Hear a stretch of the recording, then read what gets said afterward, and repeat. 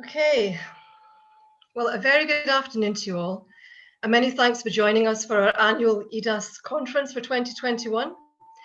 It's the first for us to be hosting such an event online, and my first as EDAS Chair, but given yesterday's announcements, we hope it may not be too long before we can all meet in person again. The beauty of online, though, means that we can reach far more people geographically, and indeed as a national organisation, we have a Scotland-wide audience today here, with people joining us from Orkney and Shetland, right down to Dumfries and Galloway, and the many areas in between. So a very warm welcome to you all.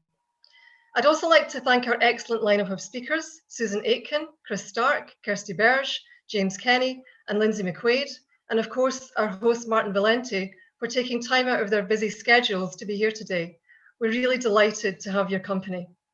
And I also can't begin without thanking our sponsors, ICE and SDS, who have been generous in supporting this event, and the work of EDAS is very much appreciated.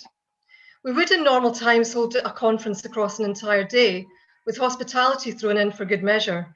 Can anybody remember what that's like, actually? But for this year, we decided to split the content of our conference across 4 events, which take place throughout 2021 and 22.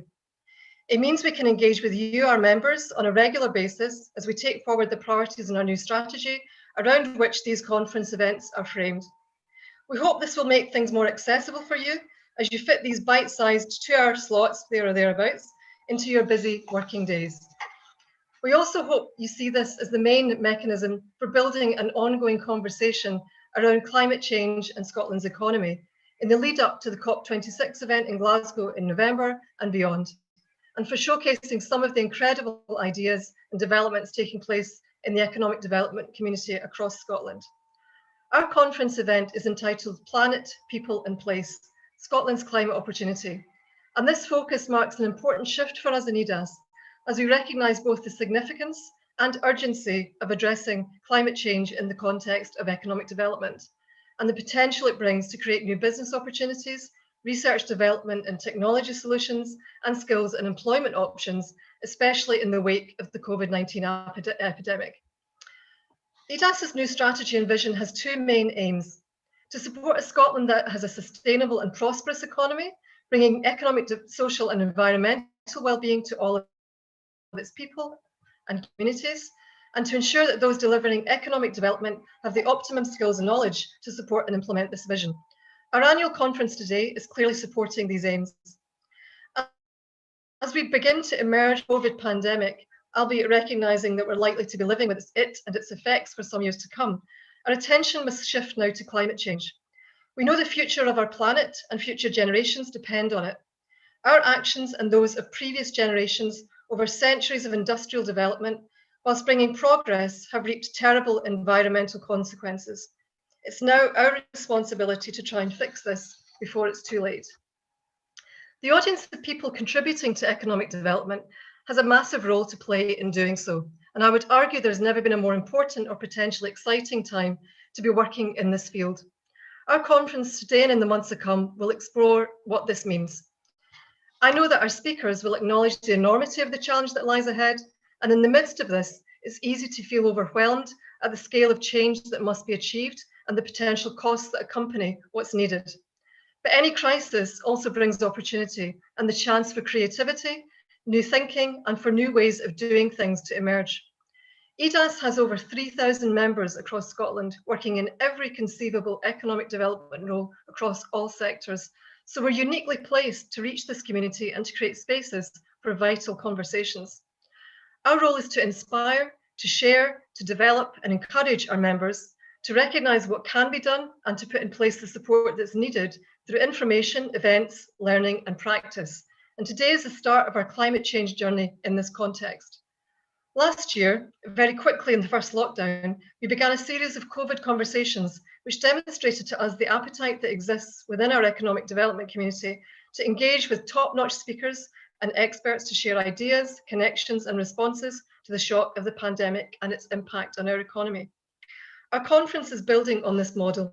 We've even talked about nicknaming it COP, or Climate Conversations.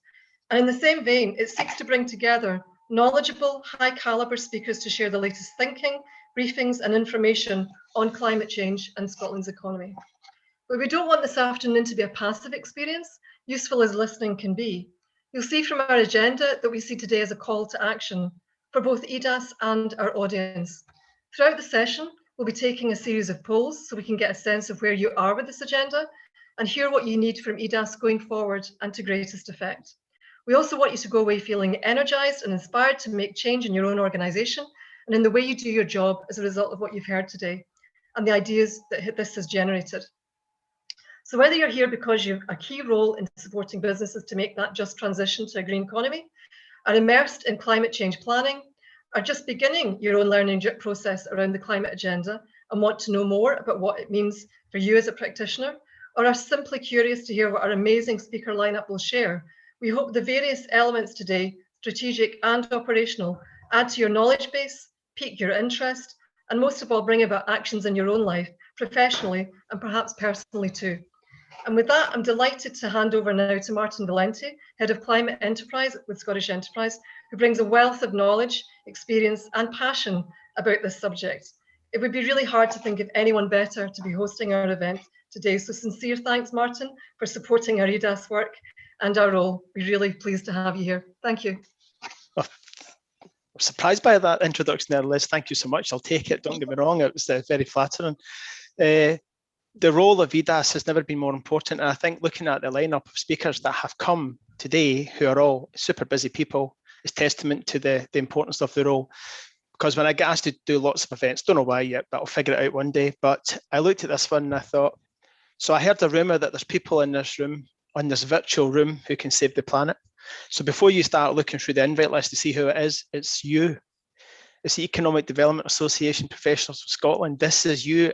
This is your moment. This is the opportunity to showcase the world that Scotland's economic endeavour isn't wedded to carbon emissions, it isn't wedded to uninclusive growth, and it isn't wedded to unfairness and daft outcomes for GDP. The Economic Development Association of Scotland, you maybe want to think about changing that name to Economic Disruptors Agency or something like that, because this is the time for disruption. We now need to start thinking differently.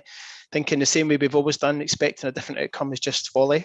So this is the time for leaders, heroes, champions, adventurers, astronauts, all of that stuff. And it might sound strange, but I'll touch on that later. Liz, you did mention about it being interactive, and we've got our own very own John Curtis, who's far better. Obviously, we've got Elizabeth who's going to jump on when I ask her in a few minutes to tell us a bit about the polls, to kind of get you warmed up and get you started. I'm happy for you all to be sitting with cups of tea and biscuits, but please get involved. We need interaction, we need discussion, we need challenge, and we need effort. And most of all, we need, and you say that, Liz, passion. So 172 days to go till COP. What's the world going to see when they come to Glasgow? Are they going to see a nation on its knees crumbling under the challenge of Climageddon? Because that's all we hear about. Or they're going to see a nation on its toes, a nation that's got ambition, capabilities, passion, creativity, solutions, coordination, collaboration, and a fearless, relentless attitude for success. Do I need to do a poll on that one? I don't think so. So for me, this is their chance, like never before, to stand up and show the world that, you know, as well as given previous industrial revolutions and economic systems, this is payback time for Scotland. We now have to recreate and reinvent what people see Scotland as a nation as. And I could not think of a better city in the world that could be bringing forward that story of hope over fear, that story of optimism over outrage, and that story of businesses being key and essential to Scotland's transition to net zero. And by the way, that transition will only be a just transition. Otherwise, let's not bother doing it, because we understand the failures that economic systems can have when they have the wrong pursuits and outcomes. So let's make sure that when we deliver sustainability in the real world, it has baked in outcomes for environment, economy, well-being, society, communities, because that is the bread and butter of economists. So I'll leave that as a kind of like a challenge at the moment. And there's something else I'd quite like us all to get a bit involved in, is changing the narrative and the mindset, please, because if we view climate change as this cliff edge, no one's going to move. We're all going to wait to see who else is going to move and then blame them for not moving fast enough. Let's view climate change and the challenge as a mountain, equally dangerous, equally perilous, but we like climbing mountains. There's an endeavour and there's an adventurous spirit that you get when you climb mountains. You can have base camps, you can have Sherpas.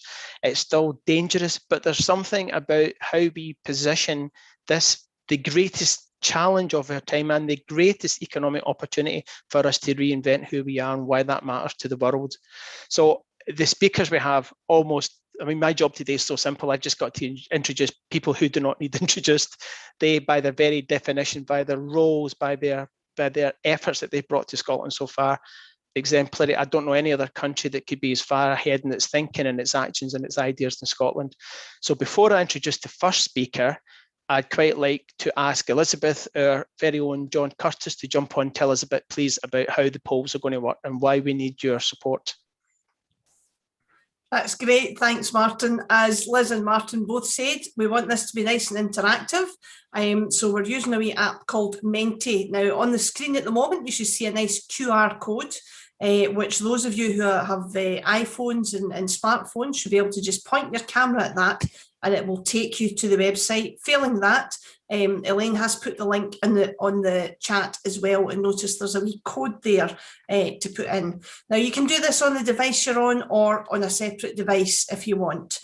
And you can stay logged into this throughout the session, but obviously pay attention to speakers when it's not up on the main screen here.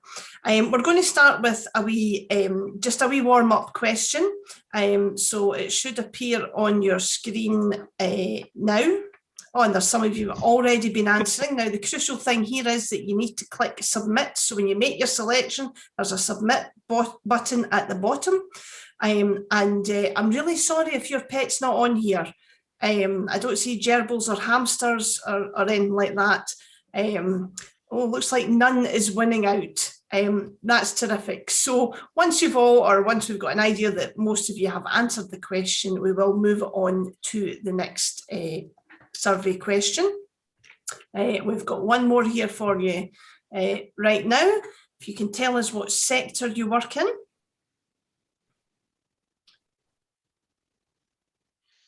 I love watching the wee graphic change there. It's fantastic. Looking good, majority public sector. That's not a surprise to us. Oh, I think it's safe to say that everyone has got the hang of that. Martin, I'll hand back to you as I put the next and final question for this section up on the screen. You can stay logged into Menti, folks, and it will just move on for you, or we will show the QR code in the link before each time we're using it as well. Enjoy your afternoon. Thanks for that, Elizabeth. Now, come on, how slick was that? That was very impressive. Thank you. So it falls to me now to kind of keep an eye on the times and try and keep everything going according to plan. It is with huge pleasure I'd like to ask Councillor Susan Aitken, Glasgow Council City Leader, probably one of the most top 10 names that's going to be Googled when COP26 is here and the legacy thereafter. I've had the pleasure of speaking a couple of times with Susan, and I always leave feeling totally inspired and wishing I lived back in Glasgow, maybe one day. So over to you, Councillor Aitken, if you could just tell us a bit about how you're planning for COP26 and what the world can expect to see when they arrive in your city. Thanks very much, Martin. That's a little bit frightening, being one of the world's most top 10 Googled names. I dread to think what will come up when they Google me. It's a pleasure to be here, and thanks very much for asking me to address this event this afternoon. Your timing is actually great. It's the first event hosted from Scotland at the 6-month to go mark on our road to COP. In actual fact, it's today is exactly 6 months until be the closing day of COP, the final day of those negotiations. So it's a really significant milestone at this point. It's often said that home audiences are the toughest to please, but I'll do my best this afternoon. Just 18 months ago, Glasgow was declared host city for COP26. And as we know all too well, the world was a very different place. The pandemic and the global response to it have completely changed the context that we're all operating in. And in the time since, I think it's fair to say that my expectations and my colleagues in Glasgow City Council's expectations around Glasgow's host status have also changed. We knew that COP would be possibly the zenith of our growing status as an international event city, and that alongside the economic impact and profile of hosting the biggest ever event staged in Scotland, it would showcase Scotland's plans for transitioning to net zero.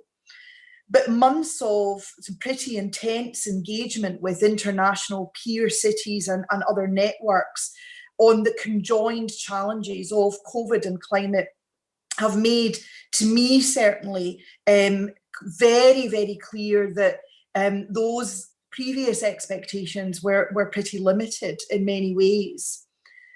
The 1990 Year of Culture, the 2014 Commonwealth Games, those are milestones in Glasgow's long-term recovery and renaissance as a city.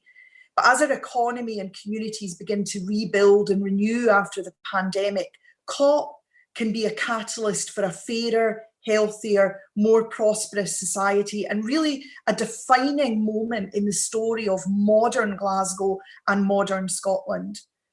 The transition to net zero and all the changes that we all have to make to get there are not a passing fad or a voguish political whim. As we've heard already, the climate emergency is a priority for governments at all levels around the world and for cities in particular, and I'll come back to that. What we have as a city, though, that others don't, is the most important gathering of world leaders for generations, probably, in our largest city in Scotland. And as Martin indicated, in 2021, Glasgow is one of the world's most talked about cities. The world is looking to us. What we, and by we, I mean all of us who have a stake in the economic prosperity of Scotland and the well-being of our communities, what we have to do is translate that into opportunity. We've got to grasp the opportunity to attract the investment and the innovation that our new green economy demands. And we've got to ensure that this talented, innovative, globally connected and naturally resourced nation has the best opportunity possible to become the global demonstrator for where the solutions to the challenges of sustainability are found. I still get the feeling, even this close to COP, that a lot of people in Scotland are wondering why us. And a key theme of our engagement from the city has been why Glasgow is the ideal COP host. We've got such a compelling story to tell, one that we probably as a home audience don't appreciate as much as we should, but which is resonating incredibly with international audiences. That journey from the cradle of the Industrial Revolution through being the workshop of empire to post-industrial decline, precipitous decline, to near abandonment at one point, and then our re-emergence and resilience and reinvention as a city, but also how we continue to contend with the legacy of that post-industrial past and the decline of our heavy industry, the impact of which still lives with us today. And that makes us a template for many cities that are on a similar trajectory across the world. And as I said, it's resonating incredibly strongly with our international peers. And the critical role of cities and indeed local government, municipalities more widely, has thrust on us a responsibility to ensure that the voices of cities and municipalities are heard loud and clear in November. Cities like Glasgow and indeed Aberdeen, Edinburgh, Stirling, urban settlements generally are where both the greatest challenges to COVID recovery and the climate emergency lie, but also where the greatest gains and opportunities are to be found. And while nation states pledge, it's cities and municipalities that are delivering on the ground. In our early engagement, it was noticeable how much of that international discussion focused on targets and pledges around climate and carbon rather than on people. And whatever the platform and wherever in the world an event is hosted from, and I've spoken events hosted from Paris and Kigali and Tokyo, all sorts of places, and this virtual world that we live in now makes it possible for me to do that. But I've always made it clear that hosting COP and everything that that's come to represent for the city must be made relevant for ordinary Glaswegians. And that inextricable connection between climate justice and social justice is relevant in Scotland as much as it is anywhere. And indeed, it has been a real source of pride in the past few months that is now being called internationally the Glasgow message, that climate justice and social equity must go hand in hand and also be even more of an acute priority, was adopted by the UN-affiliated LGMA, the Local Government and Municipal Authorities constituency, which is the constituency that will represent global local government in the COP negotiations, as part of its multi-level roadmap to COP. They had a 6-pillar roadmap and they've adopted a 7th pillar, which is that Glasgow message. So we are making our mark even before we've hosted the event. And the nature of Glasgow's international engagement is also changing quickly, becoming much more focused on substance and on action, as well as on commitment and solidarity with our global peers. And increasingly, there's an expectation from the world looking to us to lead from the front. The message from global leaders is that COP26 has to be the COP of action. The outcome must be on the practicalities of reaching net zero. We have an emerging plan for what those interventions look like in Glasgow. And to give you just a flavour, it's retrofitting tens of thousands of residential and business properties. It's creating a tidal barrage on the Clyde to mitigate flooding, but also to unlock land for economic, recreational and residential use, and also to turn our river into a renewable energy source. It's putting in place heating networks, low carbon heat networks right across the city. It's a new metro to better connect communities with low carbon public transport and to reduce private car use. It's the infrastructure for electric vehicles. Those are just a few of the areas that we're working on. But what we're talking about, and this will be true of other places, perhaps particularly of a big city like Glasgow, but it's true of any place in Scotland or across the world. What it amounts to is really a rebuild of the very systems on which our communities, our urban centres and our country have depended on and been built on for so many decades, and in some cases, centuries. So the big question is, how are we going to pay for all of this? Who's going to be stumping up the multiple billions that all of this is going to cost? Because with the best will in the world, we can't rely on governments alone to deliver this. And counterintuitively, perhaps, this is where major opportunities for Scotland are found. There's new dynamics in the world of finance and an appreciation of the value and security of investing in cities, in municipalities and modern economies that are triggering new conversations around how we finance the transition to net zero. Along with the World Bank, the World Economic Forum, some major philanthropic organisations and other city leaders, particularly my counterpart in Bristol, Mayor Marvin Rees, Glasgow is at the UK vanguard of these early discussions and contributing to the shaping of those discussions around the levers that municipalities need, what good looks like to potential investors, and having our propositions in a state of readiness is going to put us in an excellent position. It's a relatively new space for everyone involved, but it is moving very quickly. And perhaps an update specifically on this later in the year would be useful for EDAS members, and I'd be very delighted to provide more information as this conversation rapidly progresses. What I can tell you now, though, is that Glasgow City Council colleagues are preparing a prospectus spelling out our green investment case and what we are going to take to the world this summer.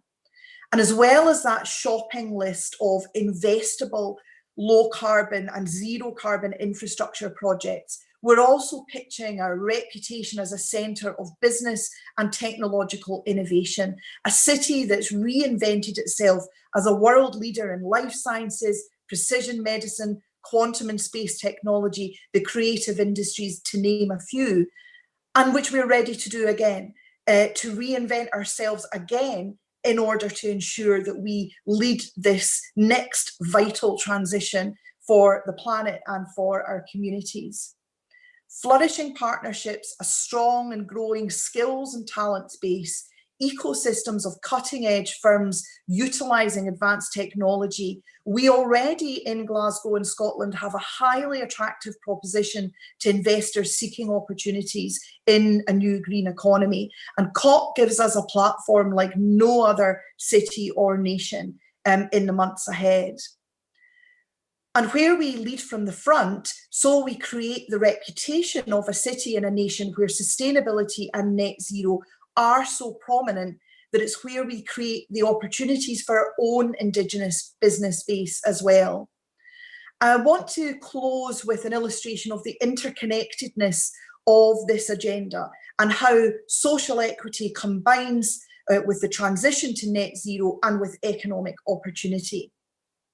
The new green economy and its transformational impact of course requires us to make sure that our citizens have the skills and the training to maximise these opportunities and the pathways to the new opportunities that a decarbonised economy will create.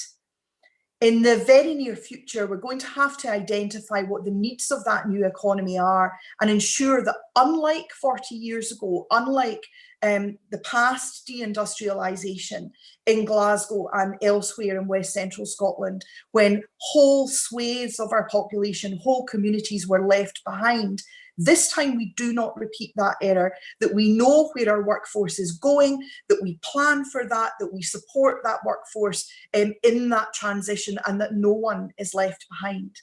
So just to give an example, how do we train the many thousands who are going to be needed for that huge programme of retrofitting, energy retrofitting?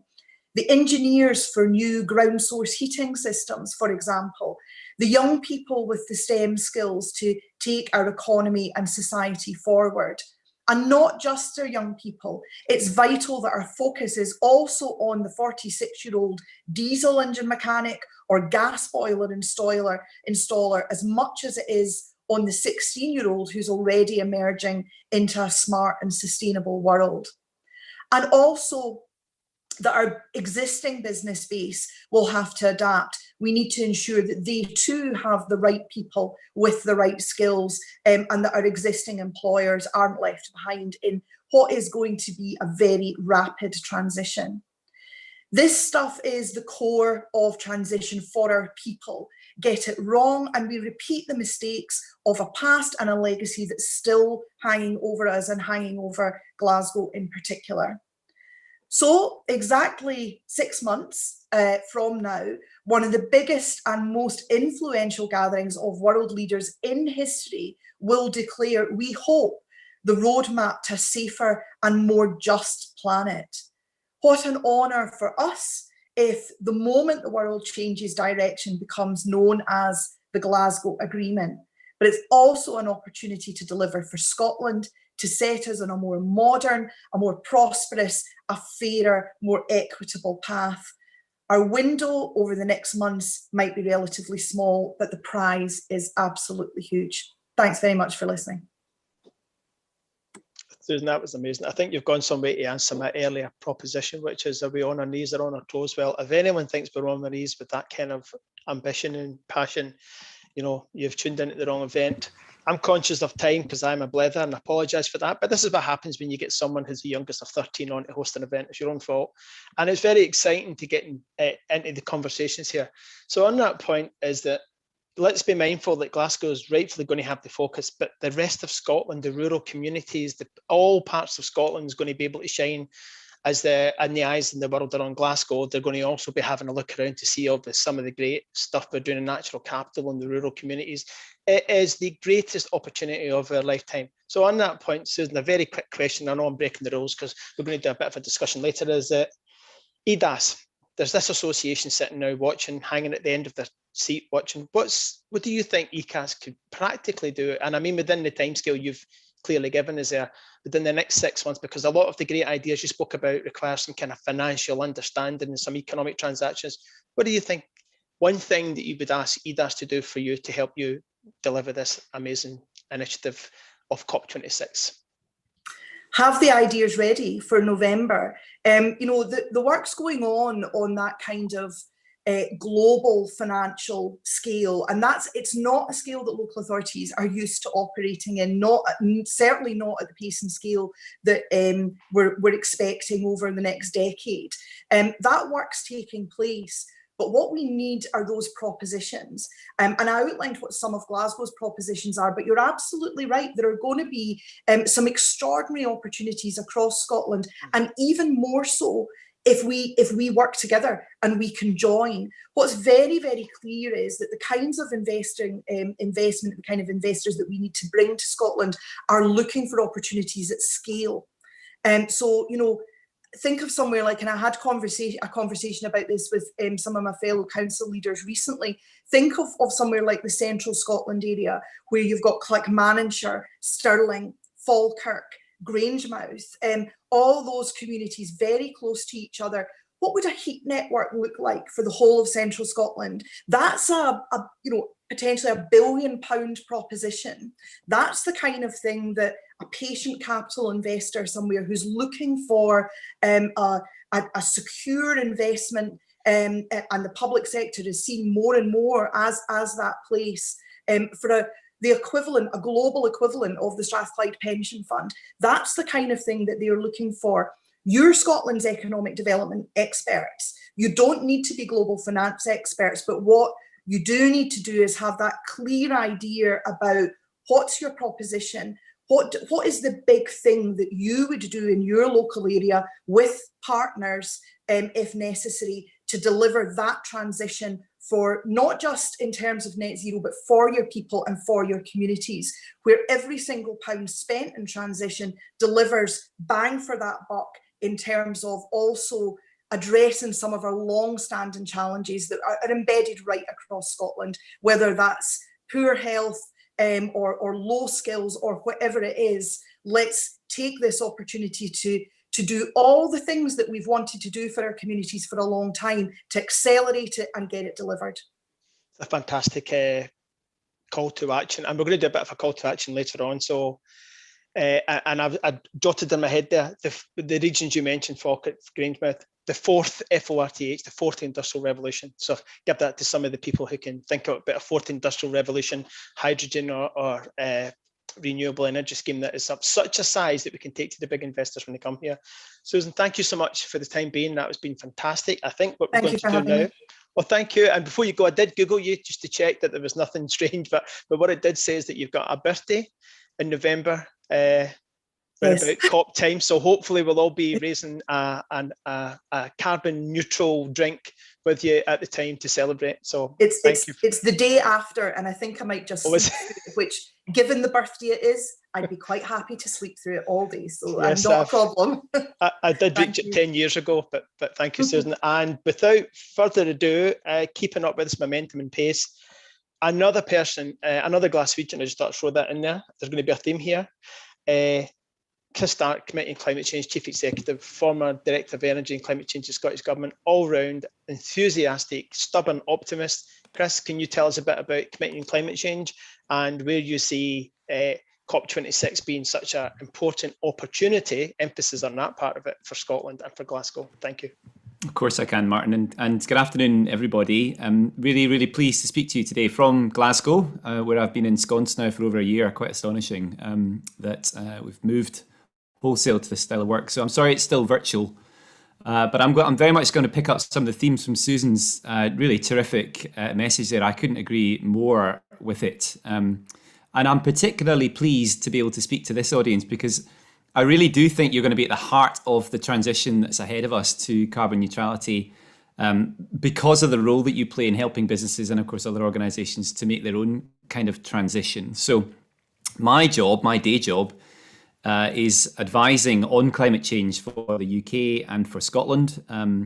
We are the statutory advisors on it. I've been in this role for actually over 3 years now, and prior to that I was in the Scottish Government. So I'm very familiar with the issues in Scotland, and it has been a completely extraordinary period for me really since leaving the Scottish Government. We've seen the world at large, I think, really wake up to climate change as a challenge and get really focused on what we can actually do about it. And this idea of net zero emissions has emerged now as this binding theme.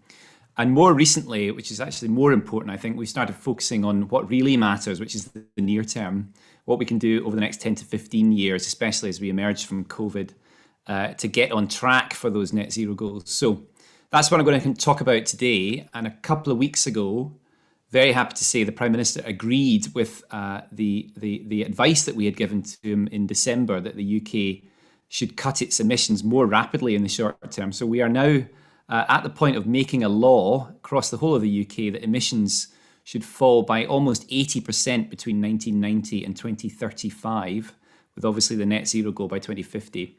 Very proud to say that that was the advice that we offered. The technical analysis that underpinned that is an enormous piece of work for us that we've been working on for really most of the 3 years I've been in the Climate Change Committee.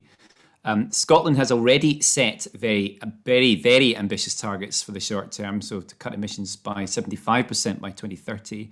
These are the most ambitious targets in the world, and they're also law. So they're going to have to be met, and we have to take them very, very seriously indeed. So I wanted to say that from the outset. And what that means is that they're going to result, I think, in a very different landscape for policy, different landscape for the public sector and for commerce, crucially, in Scotland. And that landscape has changed immensely from what we had in place just a few years ago. I mean, I'm obviously thrilled to see these kind of ambitions come through and make their way into law.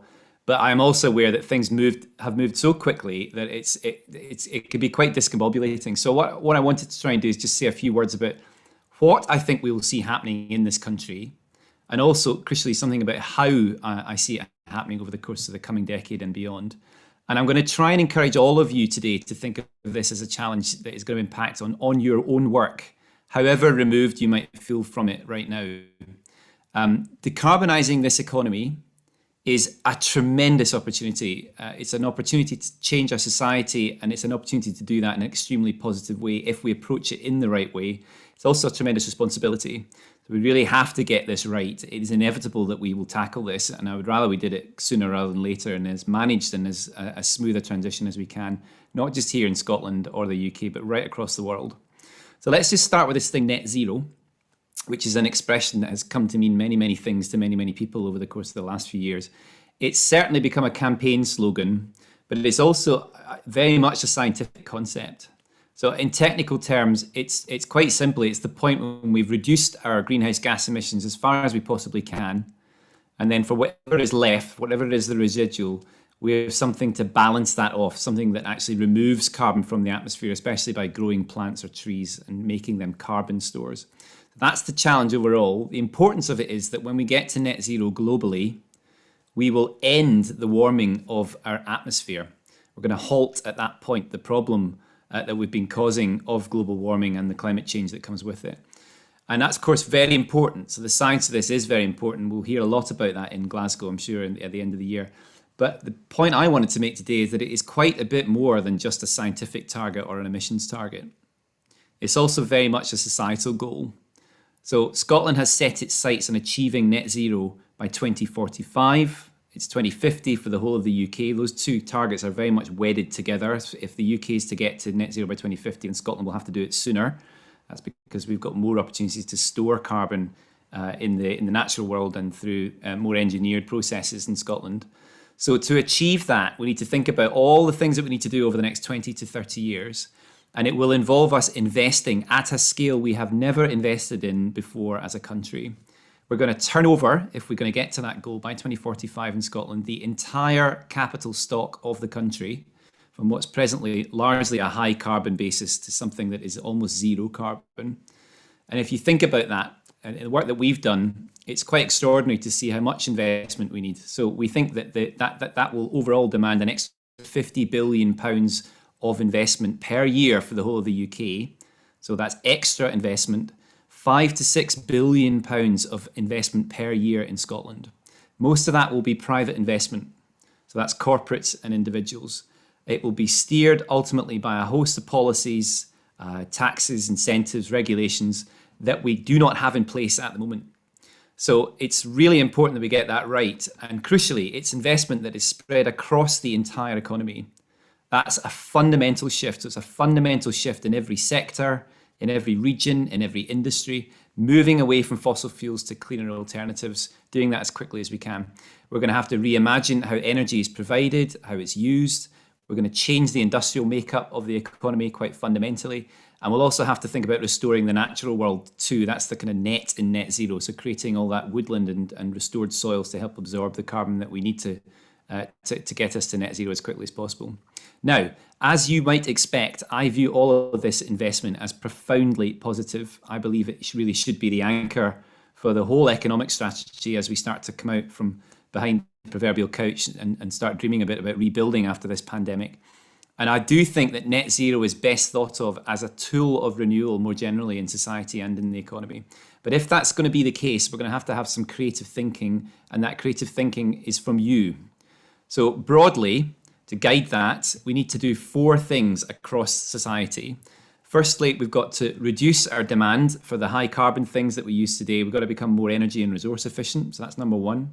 Secondly, we have to adopt at scale these low carbon technologies that ultimately are what matters for getting to net zero. So that's mainly about electrifying the Scottish economy, also a bit of using new fuels like hydrogen, particularly in industry. So that's number 2. Thirdly, we've got to build the infrastructure and the capacity for low carbon fuels to power and run all of those technologies. So that's mainly about expanding greatly the supplies of low carbon electricity that we have, particularly in Scotland with our offshore wind resources and our onshore wind resources. We think we will double at least the size of the whole electricity sector in getting to net zero. So a huge opportunity there in low carbon energy. And lastly, we need to make those changes in the natural world too. So I mentioned that's the net bit in net zero. This is the challenge of netting off for those sources of emissions that we can't get to zero, netting that off with ways of removing it from the atmosphere and storing it in the trees and the energy crops and soils that we have in this country. So think of those changes. And in practice, let's just talk about what that means. It means retrofitting every existing home and business property in every community.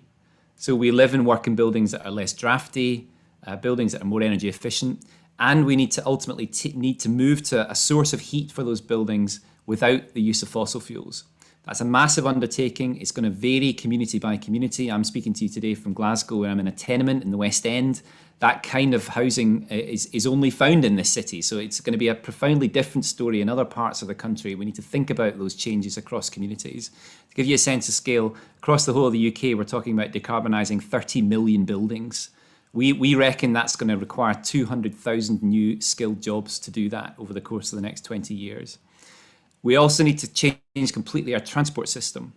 The whole idea of mobility is really at the heart of this. The answer to this is not just to trade in the 40 million petrol and diesel vehicles we have on British roads at the moment for new ones. Yes, we've got to move to electric vehicles, of course, but we also need to get people back on zero emissions public transport, build their confidence for that after the pandemic.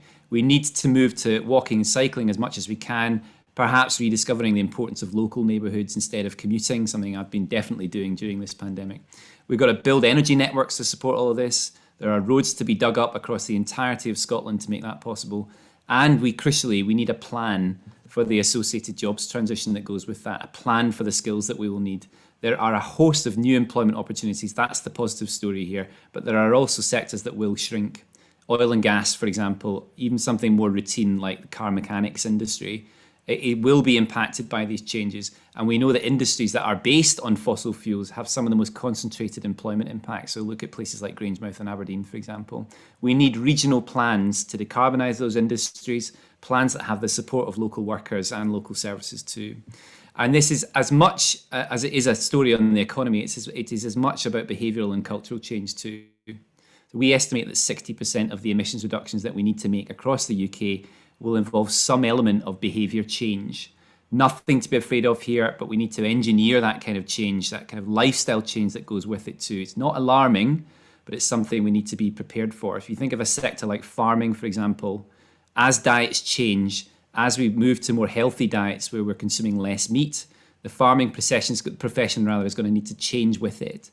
I hope that we'll be looking at carbon as a crop.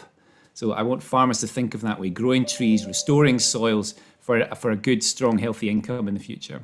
These are big changes, and there are fundamental questions about how we will draw up the plans for all of this. region by region, community by community. Those plans will have a strong place basis, a strong regional focus. And that, I think, is the means to earn the public consent to make these changes. So I could go on. Net zero implies all of these things. It implies a lot more as well. And achieving it by 2045 also happens to be the law of the land. So it is going to happen. And I really encourage you to have that kind of mindset, not just here, but in other parts of the world too. That is because it's been driven by some fundamental, powerful, new positive economic factors, mainly the fact that the clean energy sources that underpin this kind of change are now the cheapest energy sources. We don't need fossil fuels anymore for cheap energy. So for all of you, I hope you will start to view this grand mega challenge, and it certainly is that, as one of the most dominant, positive, reinforcing themes of your career and your work. And just to give you finally a sense of the urgency here, a pace, a sense of the pace of the transition ahead. Our central challenge is to phase out entirely our use of fossil fuels, or as best we can.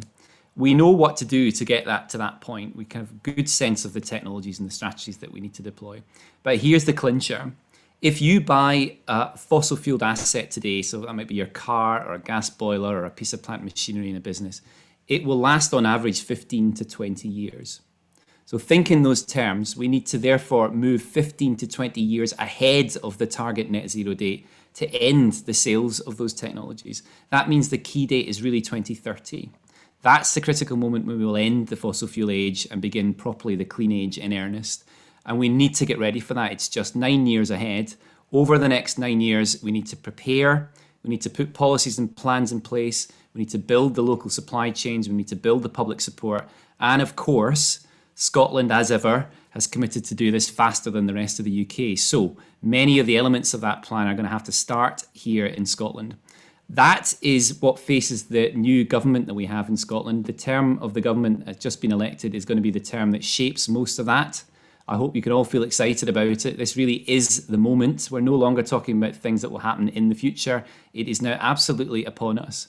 And we're going to have that very sharp reminder to act, of course, in the form of the next Global Climate Summit in Glasgow in November.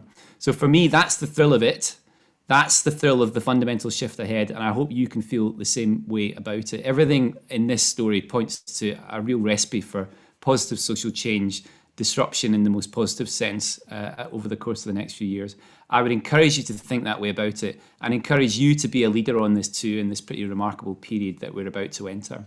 And I'll just finish by saying thanks to you all for hosting this EDAS and also for having this as the main topic of discussion. It's absolutely what we should be doing. Back to you, Martin.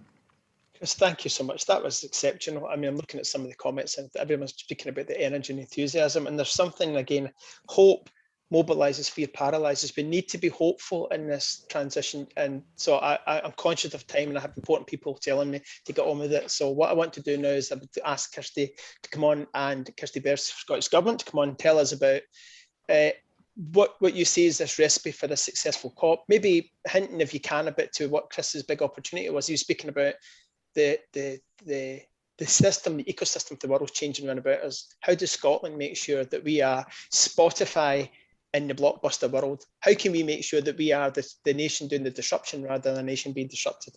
Over to you, Kirsty. Thank you.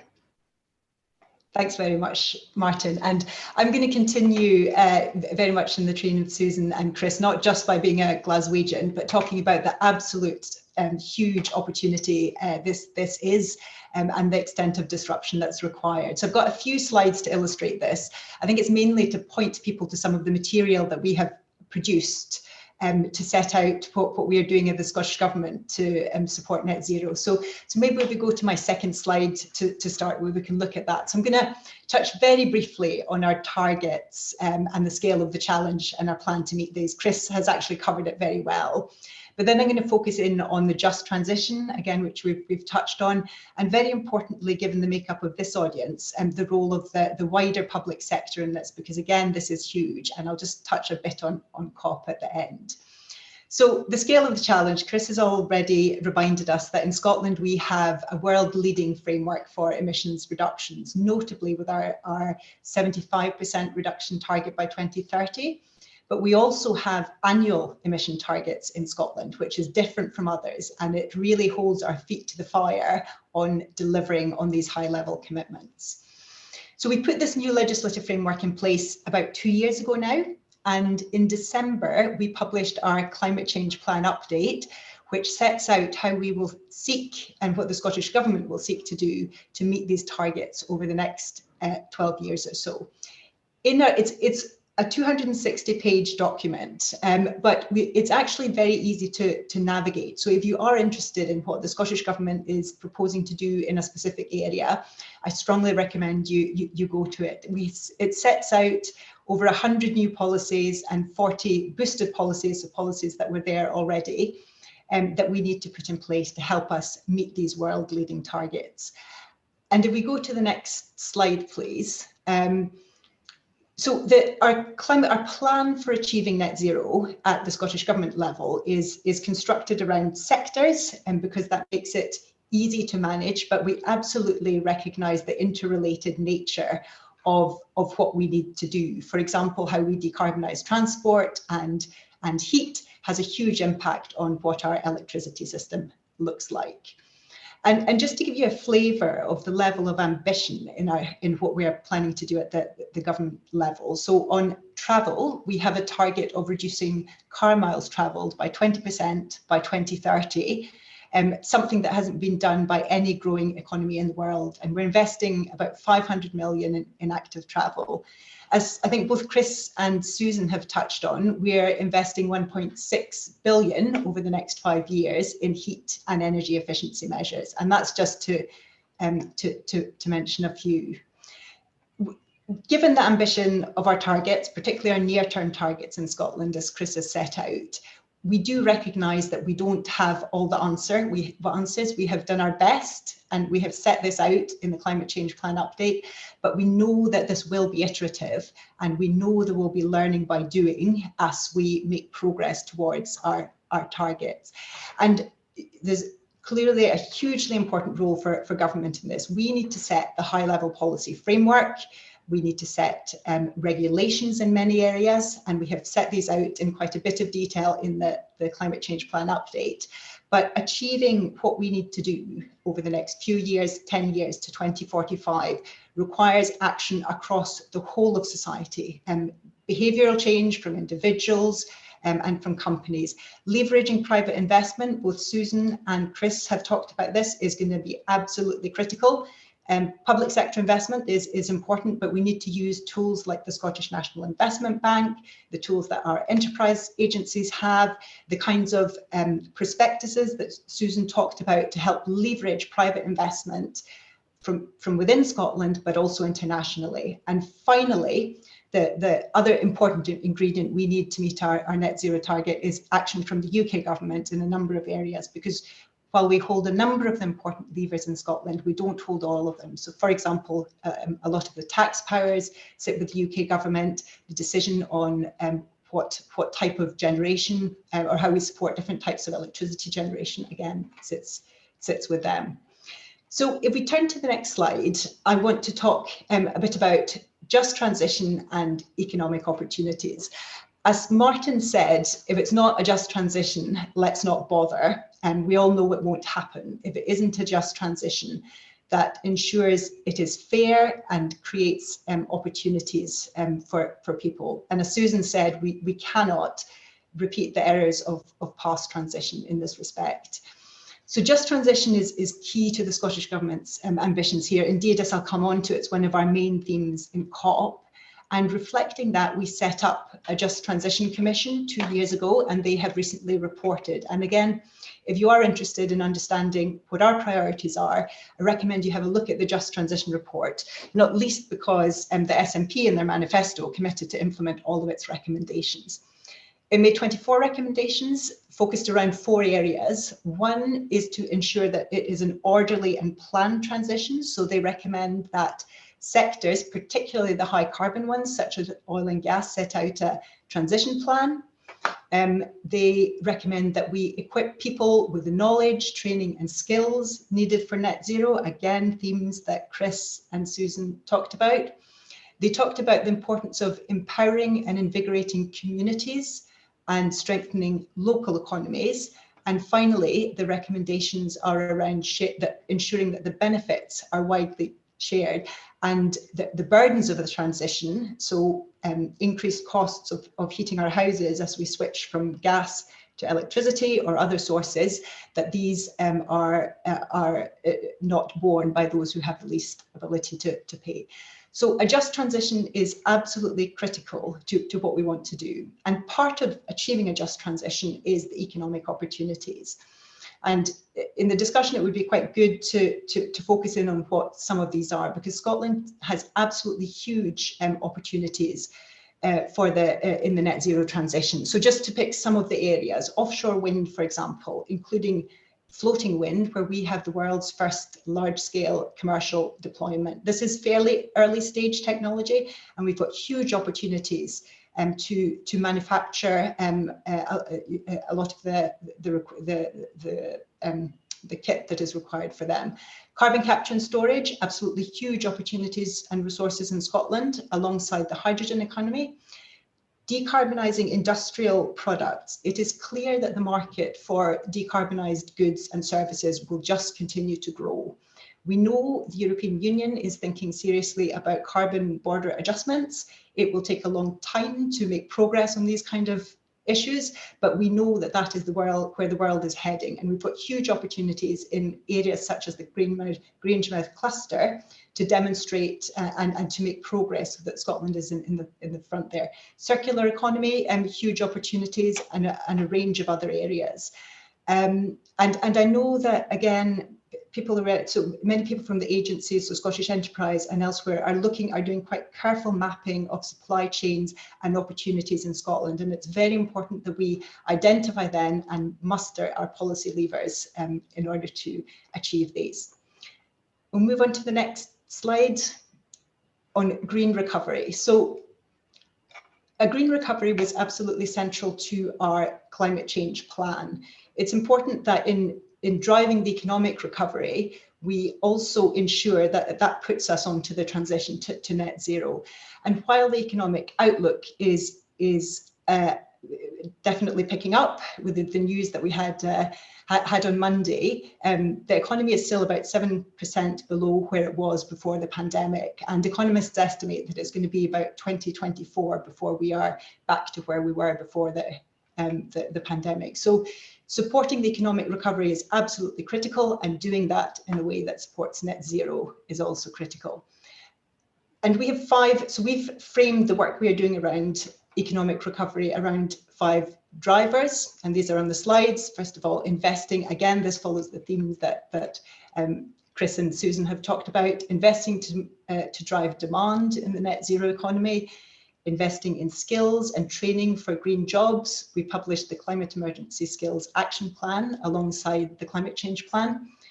Building our resilience, so investing in adaptation is important for jobs, but also obviously for making us climate resilient. So Susan talked about the barrage in the Clyde. We've invested a lot in flood defences, building on the positive behavioural change that Chris talked about, so more active travel, working from home, as we're doing in this forum, and also ensuring that we take a place-based approach. So a lot of our policies in the climate change update are focused on these areas to support the green recovery. And we'll go to the next slide. I now want to talk a bit about the public sector. I think particularly reflecting the makeup of this group, because I think there's about from the poll, I think there's about 60 to 70% of the audience here representing the public sector. So the public sector has an absolutely key role to play, both in terms of setting policy, but also in terms of demonstrating what service delivery and what we can do in relation to our own estate and behaviours. So just to pick out some of the key areas around policy, as Susan talked about, the public sector has an absolutely key role to play in terms of the transformation needed in transport. So delivering active travel, supporting electrification, and supporting public transport. buildings use, local authorities are setting out heat and energy efficiency strategies to work out what the appropriate approach to decarbonisation is in different places. Our agencies are heavily involved in providing business support to create green jobs and green opportunities in the future, and also help people acquire the skills they need for the just transition to net zero. As I mentioned, Skill Development Scotland produced the Climate Emergency Skills Action Plan alongside the Climate Change Opportunity. And there are a range of other areas where the wider public sector has an absolutely critical role to play. I won't go through all of them, but I'd be quite keen to get some thoughts on whether there's anything very significant missing here, where are the main areas. I think there's a lot that is happening already in the public sector, and we have also strengthened the legislation for what the public sector bodies are required to do. So in terms of both reporting targets and reporting on how their actions support both mitigation and adaptation.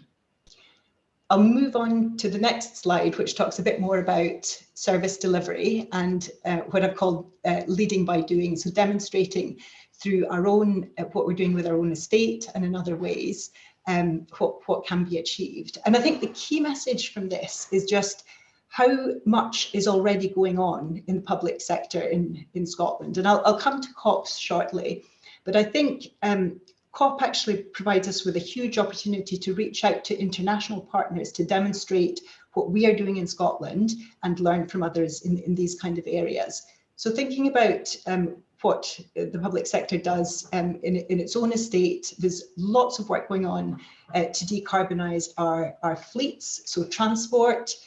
So NHS are looking to decarbonise their own fleet by 2025. There's a support scheme from Transport Scotland that's supporting electrification of the fire and ambulance service and a range of other public sector delivery agencies. Delivering service remotely, the National Health Service is delivering, has a programme for remote delivery of consultations, which has been hugely successful, both in reducing emissions, but also in terms of how it's worked. Procurement is an absolutely enormous tool for us. We procure over £12 billion worth of goods and services in the public sector. And we can use that to create and support markets for low carbon services. So there's a lot going on here, and it'd be good to hear either in the chat or in the discussion afterwards, some other examples from across the public sector of what we are doing in terms of leading by doing. We'll move on to my final slide, which I think is on COP. So, you know, both Chris and Susan have touched on this already.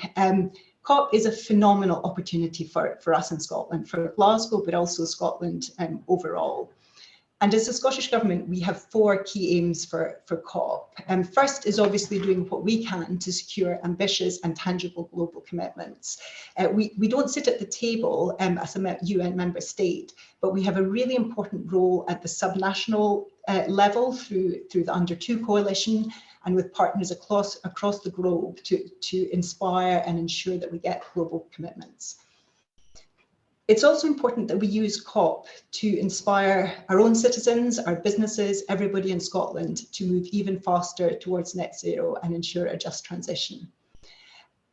And having COP in Scotland and in Glasgow is an opportunity for us to demonstrate our place in the world through being an innovator and widen our partnerships. And I refer again to the opportunity here to reach out. COP is a fantastic opportunity, a visiting card to reach out internationally and talk about what we are doing in Scotland. And as I said, learn from what others are doing as well. And finally, not so much on the policy side, but it's important for us in Scotland to ensure that we deliver COP in a safe and successful way. In terms of our focus in the Scottish Government for COP, our key themes are around just transition, unsurprisingly, given everything we've talked about today, and also people. As Susan said, this has to be, the transition to net zero has to be about people. It's not just about targets. It has to be about what happens on the ground and what happens with people. And I think we've got an absolutely huge opportunity to do that in Scotland. So that gives you a bit of an overview. I think the main messages I want to leave you with is just that the transition to net zero provides huge opportunities, and given our natural resources and our skills in Scotland, we are in a really good place to be able to capitalise on that. The public sector has an absolutely critical role to play here, both in supporting other parties deliver what they need to do, but also actually in demonstrating what we are doing ourselves, because there's a lot of amazing work going on within organisations and within the policy space in Scotland. Thank you. So that was fantastic again. The level of speakers we've had today has been exceptional. And speaking of which, both Susan Aitken and Krista are going to have to go, or they may in fact have just left. Such is the way of it when you have really important, busy people. So thank you. I've still got 5 minutes, Martin, if you want to hang on. 5 minutes. Well, actually, on that point, I thought you're off. So what we'll do is, in the interactive way we want to do things, I'm going to ask Ewan Hunter, who's one of our delegates, to jump on screen and ask a question that maybe Kirsty and yourself can have a bit of a go at, please. So Ewan, over to you, please. Brilliant. Thanks, Martin. Yeah, so my question to you guys really was brilliant presentations. Thank you. I think you highlighted really well, Chris, the scale of the investment required in Scotland, £5 to £6 billion per annum. And that's obviously enormous. I loved what you said, Kirsty, about leading by doing, because that really comes to the kind of core of my question, which is, are you seeing enough? Are we still in a position where we think businesses are kind of waiting on government policy, i.e. give us the framework so that we know where we're operating, give us the landscape, we know what we can do, what we can't do, and is government maybe perhaps guilty of perhaps waiting for some businesses to come into the space and show that entrepreneurialism, or is that too gloomy? And actually, what's your sense of where we are in terms of being on track for us to achieve those goals? One tiny final sentence. I know how challenging this is, because in kind of leadership, management, development, consultancy work that I've been doing for many years, I know that behaviour change comes as a result of changing your actions first, and the thinking follows that. But most people I still encounter believe they need to change their thinking in order to change their actions. It's actually the other way around. Anyway, over to you guys. We'd love to hear your thoughts and where we are. Chris, I'm wondering if you would go first then, seeing as you have to leave soon. Thanks for that, Ewan. Thank you. Yeah, so Ewan, it's a great question, and I'll answer it in a few ways, I suppose. So firstly, a bit of historical context. So that we've done really well in this country to decarbonise the economy so far, but we've done that mainly by, well, two things actually. We've become more energy efficient generally as an economy. That's mainly because the things that we use in our day-to-day lives are using energy more efficiently. But the big thing that we've done really well on is we've decarbonised our power sector. So we closed all the coal-fired power plants in Scotland early. There's still one or two left across the whole of the UK, but they're going to close very shortly too. Now, the crucial thing about that is that was a very successful policy-driven transition, but it was not one that many people in this country had to think about. So, when you flick the switch in your kettle, it doesn't mean anything to you that, that now the majority of the electrons that are fueling that electricity fueled kettle are zero carbon. Now that's great, but there's only so much further we can go in this journey. And what lies ahead involves changing the incentives, changing the preferences, changing the behaviours and lifestyles of businesses and consumers and citizens in a way that we haven't really been successful in the past in doing. So for me, that's really exciting, but it means we do, I'm afraid, need policy to drive it. So I know there's a willingness out there in the corporate community to make these kind of investments. I also know there's a willingness at individual level to make these changes, but a lot of it does need to be steered by policy. And the kind of next point I was going to make is that date I talked about, 2030, is the one to have in your mind.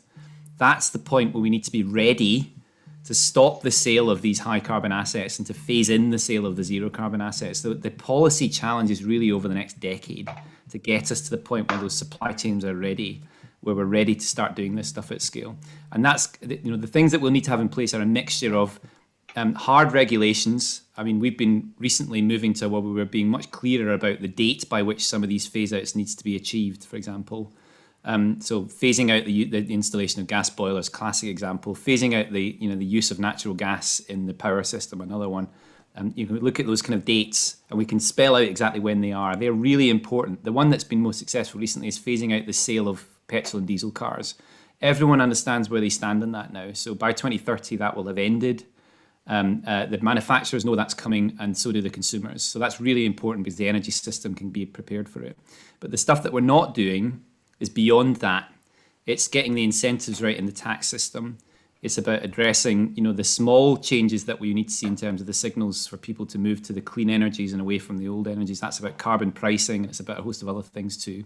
And those things do need to be in place, I think, for the corporate investment to come in behind it. So my view is that this is absolutely the critical period to set that out. So it's the new term of the new Scottish Government. It's the remaining term of the Westminster Government that we have, when most of that strategic work will be done. And then we'll see if corporate community is ready to invest at the scale they'll need to. Fantastic. Thank you so much, Chris. And have a good day the rest of the day. Thanks for being with us. Thanks, everybody. So, Kirsty, I know you have to leave soon too. So maybe if you got a quick response for you, please, that would be fantastic. Yeah, absolutely. And I guess my answer is a bit of both. Is it, do business need to wait for regulation before getting on with things, or are they just getting on with things? So Chris is absolutely right. Government needs to set standards and regulation and the policy framework, and the phasing out of petrol and diesel cars is a good example of that. We set out our heat and building strategy a couple of months ago. So, for example, setting energy efficiency standards on buildings it's going to be very controversial, but these are the kind of things that we need to put in place, because then there's certainty for homeowners, for builders, from others, about what the regulations are, and that is part of our programme. Chris is absolutely right, for the Scottish Government. At the same time, businesses are not sitting on their hands doing nothing. Take Scottish Water, for example. They have got a very ambitious net zero target, where they are decarbonising not only the energy they use to process wastewater, for example, but they are also, over the next price control period, seeking to decarbonise their investment. And if you look across the Scottish economies, companies like Brewdog, there's a whole host of companies who have signed up to the business's net zero pledge as part of COP, and where they have set out not only targets, but actually their plans to achieve these targets. So business know this is coming. They know. I talked about, at quite a high level, the standards that we expect to have in the European Union, even though it hasn't, the T's haven't been crossed and the I's haven't been dotted on all of the policy. Business knows it's coming, so they are gearing up. They see the direction of travel. But I agree, it's important that this government in Scotland use the levers we have to set clear, very clear policy, filling in a bit more detail around our climate change plan on regulation, because that will support businesses making their transition. Thank you for answering the question in quite a fast way, because I'm so conscious of time, everyone. But Charlie Woods has had the hand up for a while. His hand must be exhausted by now. So Charlie, if you wouldn't mind coming on screen, asking your question as succinctly as you can, and we'll try and get equally succinct answers. And then we're going to go to a break that you'll all be desperate for, I'm sure. Charlie, over to you. Yeah, sure. Thanks, and thanks, Kirsty and others for a great start. I was just wondering, we talked about behaviour change, the importance of the relative price of things. Carbon taxation has been talked about a lot by most economists.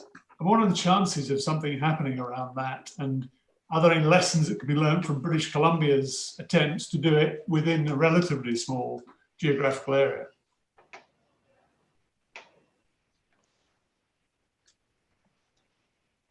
I think, Martin, am I the only one left here to answer questions? So you're left I'm happy to do so. You're left holding the bag, Kirsty. Thank you. Let me do that. I don't mind at all. So, really, really good question. Carbon taxes. How do you put a price on carbon, basically? So the UK has, the way in which we've done a lot of this. If you take industry as an example, is as the UK, we have been part of the EU emissions trading system. We are now leaving that as a result of leaving the EU, but the UK government is putting in place a UK emissions trading system. And I hope we will be able to link that closely to the EU emissions trading system, because the more these kind of schemes are joined up, the better. So I think that's going to be a really important plank of our own decarbonisation strategy. I also touched when I spoke on carbon border taxes, and that is a challenging area. We know from, I've worked in trade, and you know how challenging and difficult and long trade negotiations take. So it will be, actually putting it in place will take some time, but it really feels like this is a clear direction of travel. So my guess is it will happen. It will happen over the next decade or so, I think. And the emissions, the emissions, but I expect the emissions trading system is going to be the cornerstone of how we do industrial decarbonisation in the UK, including Scotland. And the plan is obviously to broaden that out and include more as part of the trading system, more sectors. So far it's been focused on very energy intensive industries, including generation, and the expectation is that that could broaden out to encompass more sectors over time. Well, sorry to leave you that to answer the question yourself, Kirsty, but I think you absolutely did really, really well. And I've ran over by 10 minutes. My apologies to you all. You'll be desperate for a cup of tea. So what we're going to do now is thank the speakers who were here this morning. If you could all kind of like virtually clap or something. And thank you so much. We will be joined, come back after the break, which I think is 5 or 10 minutes or so. But if you just leave your screens on or go away and have a cup of tea and stretch your legs and then come back. And when we come back, we're going to go, here's a poll question going to appear on the screen for you to mull over during your cuppa. And then we're going to go back to maybe a couple more speakers, because we've got lots of questions coming in from Esther Black and some really great questions for you. So do please go have a look at that poll now, get your figure in, and then we'll see you back here about 5-10 minutes. Thank you, everyone. And thank you, Kirsty. Thanks.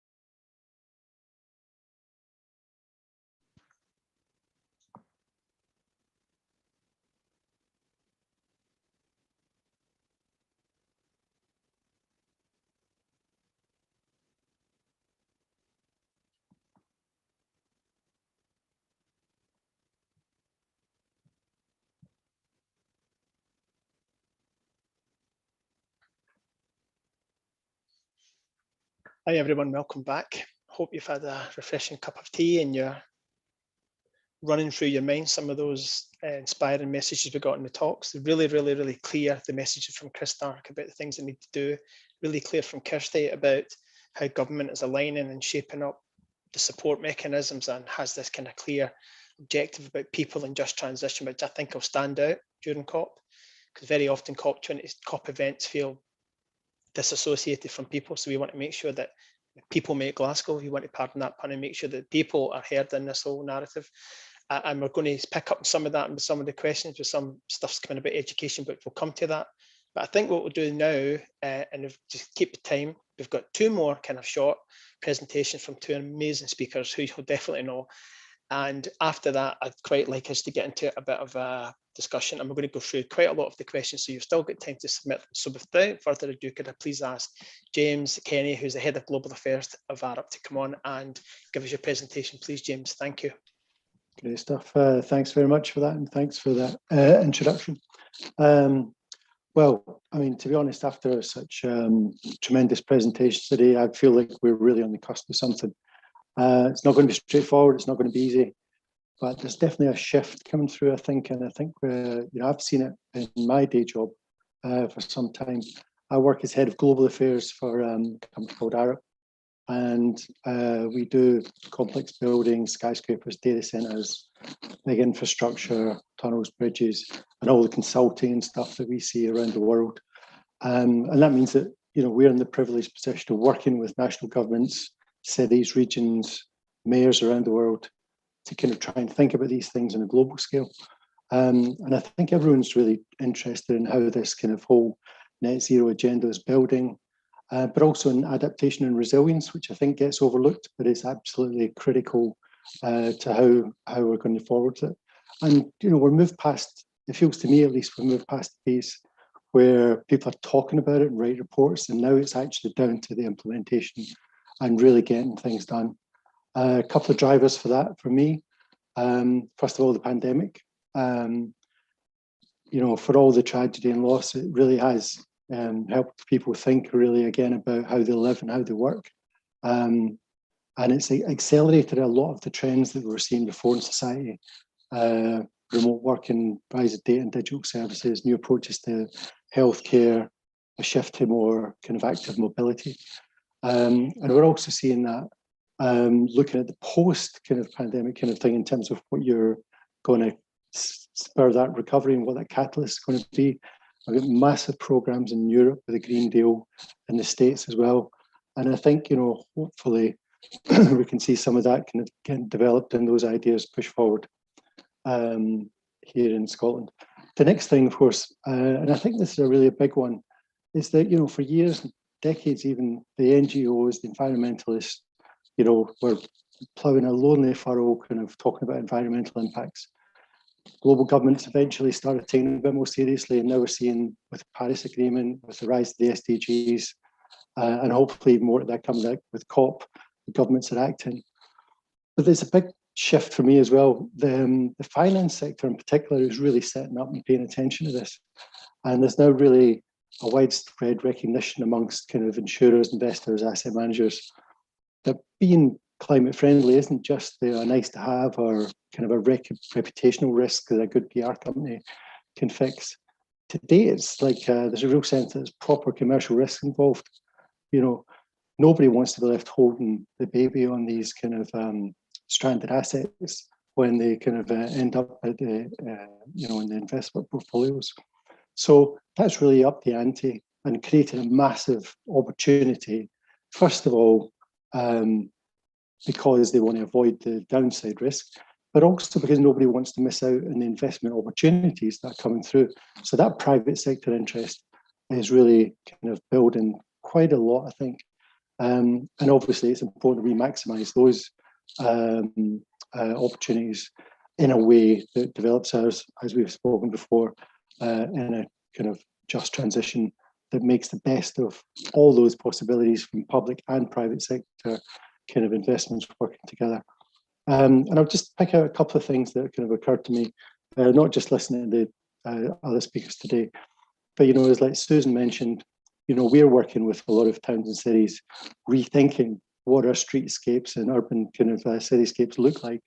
We're looking at kind of human engagement with markets, accessible spaces, promoting walking, cycling, better air quality, and space where we can create that kind of room for buzz and excitement. Every city with a tourist base is doing the same.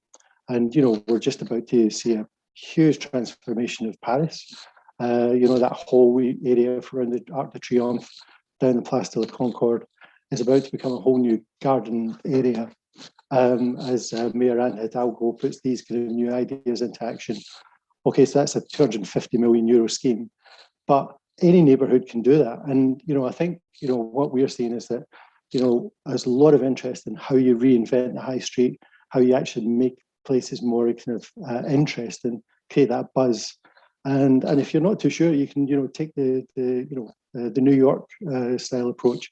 Before they redeveloped Times Square, the first iteration of that was a few weeks one summer when Mike Bloomberg basically said, right, we're going to put some traffic cones, paint the tarmac green, and put out some tables.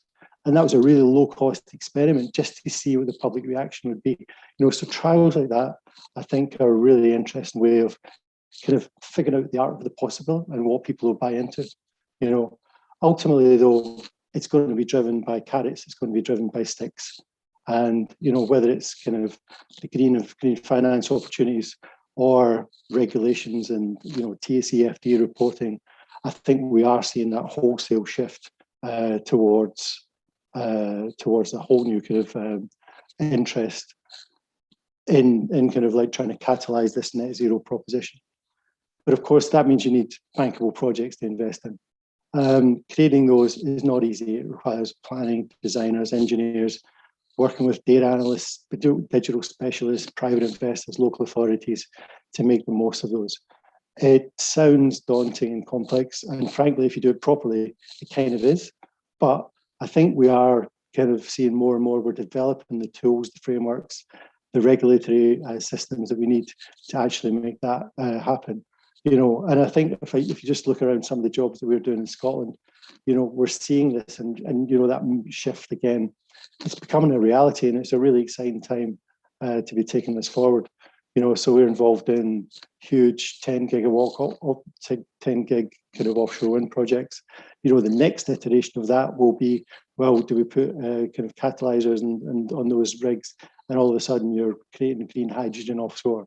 We're involved in pilots with the Scottish Government and local authorities, looking at district heating systems. I think that was mentioned earlier.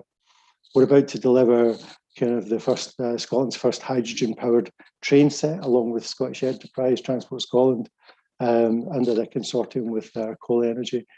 Glasgow University, where they're looking at their whole estate. Crown Estates, we're looking at their whole estate. H100 scheme in Fife, where there's like 300 residential buildings where we're trialling out kind of residential kind of hydrogen heating for those residential kind of properties. Again, this is all world-breaking research that is really putting Scotland on the map. And I think that level of ambition, well, it certainly makes me proud to be Scottish when you're able to talk about some of these schemes, working abroad and traveling around the world. Frankly, I could list hundreds of these projects. And I think it's, we're seeing this kind of really, really kind of build momentum. But we also know there's a challenge. And again, for a firm like mine, we've got a lot of people, we know that to make this work, we need skills. We need lots of them in areas that are still developing. Urban design, data analytics, all those material engineers, landscape designers. There's a lot of new work that's going to be needed in a hurry. That's going to put some pressure on higher and further education, and also involves working with businesses to get through kind of other programs like apprenticeships to make that happen. We're also going to need a really good regulatory environment, one that allows for the rapid scaling of urban plans and networks. And time is tight, as Chris said earlier, by 2030, combustion engines are no longer going to be kind of on the market. But people have switched to EVs long before that. So we need those network systems, those neighbourhood energy systems to be ready to provide the juice for those network systems. And that's long before we even start talking about decarbonising the heating network. So we're going to need everyone from Environmental Standards Scotland all the way down into local authorities thinking about how we speed up that process. And then, of course, we're going to need a balance between carrot and stick. And that's going to take real political will from the Scottish Government and from the local authorities to make that happen, to incentivise some of these schemes, to really get involved in driving them forward, as well as disincentivising some of the carbon producing schemes, and that's going to take some, boldness. I think, some politicians are going to have to be brave, as they say in Yes Minister. So personally, I believe that Scotland has got all the attributes to make this work. I think we're a great place to be a global leader on this. To paraphrase Bill Gates, we shouldn't overestimate what we can do in a year, but equally we shouldn't underestimate what we can achieve in a decade. Well, this is certainly the decade to be getting on with it. And I think as we come up through COP, there's no better time to get started. So look forward to working with everyone to make that happen. Thanks. Back to you, Martin. Absolutely fantastic, James. I mean, the one common thread that I think everyone definitely has picked up on is this is seismic, this is challenging, this is complex, we're in a time of great ambiguity and uncertainty. But you know what? That doesn't frighten us. This is the time to be the bravest and the boldest and the most courageous. And what we need to do as a society in Scotland is stop picking fights and figuring out who's to blame for the problems, start finding partners to try and solve them. So less combat, more collaboration would be my kind of tweetable line there. James, thank you so much. I'm now going to ask, last but certainly, and by no means not least, I'm going to ask Lindsay McQuaid to come on and chat and tell us a bit about some of the huge success. But before she does, I might embarrass her, because there's two women in Scotland that are kind of driving forward the entire renewable sector, and it's yourself, Lindsay, and a good friend is Claire Mack at Scottish Renewables. I think between the two of you, you've made the art of the impossible possible, and you've shown Scotland and the other sectors that there is opportunity in that endeavour, and there's hope at the end of that big battle, because everything that you've been doing and she's been doing, and respectively, has been new. It's been really out there. It's been quite disruptive and quite creative, but it's working. Testament to your endeavour. So over to you, Lindsay. Let's be interested to hear what you've got to say to EDAS. Thank you. Thank you, Martin. That's a very kind introduction there, and I'm looking forward to speaking to everybody this afternoon. So, as Martin said, I'm the Chief Executive of Scottish Power Renewables. I'm going to attempt to share my screen at this point, as I have got some slides. It's telling me my screen's been okay, right, hopefully this will work. And I've got some slides just to give you a sense of what it is we've been doing at Scottish Power. So the reason I'm here is that we're talking about seizing the opportunity, and it's something that we've been obviously closely involved in at Scottish Power now for some years. Chris and other speakers have talked about, if you like, the easy bit being done in terms of decarbonisation of the energy sector, and we're just about there, which is great news. But with electrification and a change in energy source for a great deal of our industrial processes, our heating, our transportation, and everything else that we're doing, we're going to need more of that green stuff. So that's hopefully going to create jobs, opportunity, investment, and economic prosperity for Scotland and the UK, and also as part of the global climate emergency response that we're wanting to see. So for those that don't know, Scottish Power is part of Iberdrola. Iberdrola is the third largest utility globally, and the reason I'm mentioning that is that that ties in with this global movement. As part of a global company, I get to see what's going on in the North American market, in the South American market, in the Iberian Peninsula, and then obviously we've been expanding out into other markets in Australia and the Far East and the like as well. So pulling on that knowledge that my colleagues can provide me and giving me that huge insight that they have into what else is going, I get a good sense of what works and what doesn't, where are the opportunities, and what can we do in Scotland to realise them. So if I move on to the first slide, this is just a quick snapshot of who Scottish Power are today. And as Chris touched on, there used to be coal-fired power stations in Scotland. We ran 2 of them.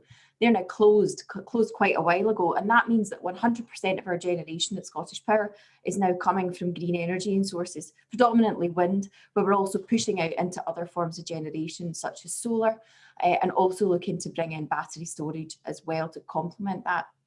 So lots of investment, lots of capacity, lots of customers, and lots of change that comes with it. And I think what's important to us is that previously electricity and energy indeed was fairly passive, as has been touched on by the previous speakers. Behaviour and actually having a role and an accountability your participation and contribution to the net zero effort is something that consumers and businesses are going to have to become greatly involved in. So people will give a damn about where that energy is coming from, and they want it to be coming from energy sources. And whether you're public sector, private sector, whether you are providing a service or a good to customers, customers also really care, and your clients and your stakeholders also really care.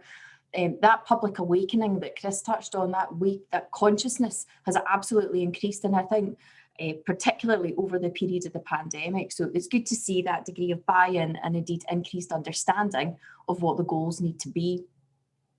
So others have talked about COP as well, so I'm going to join in.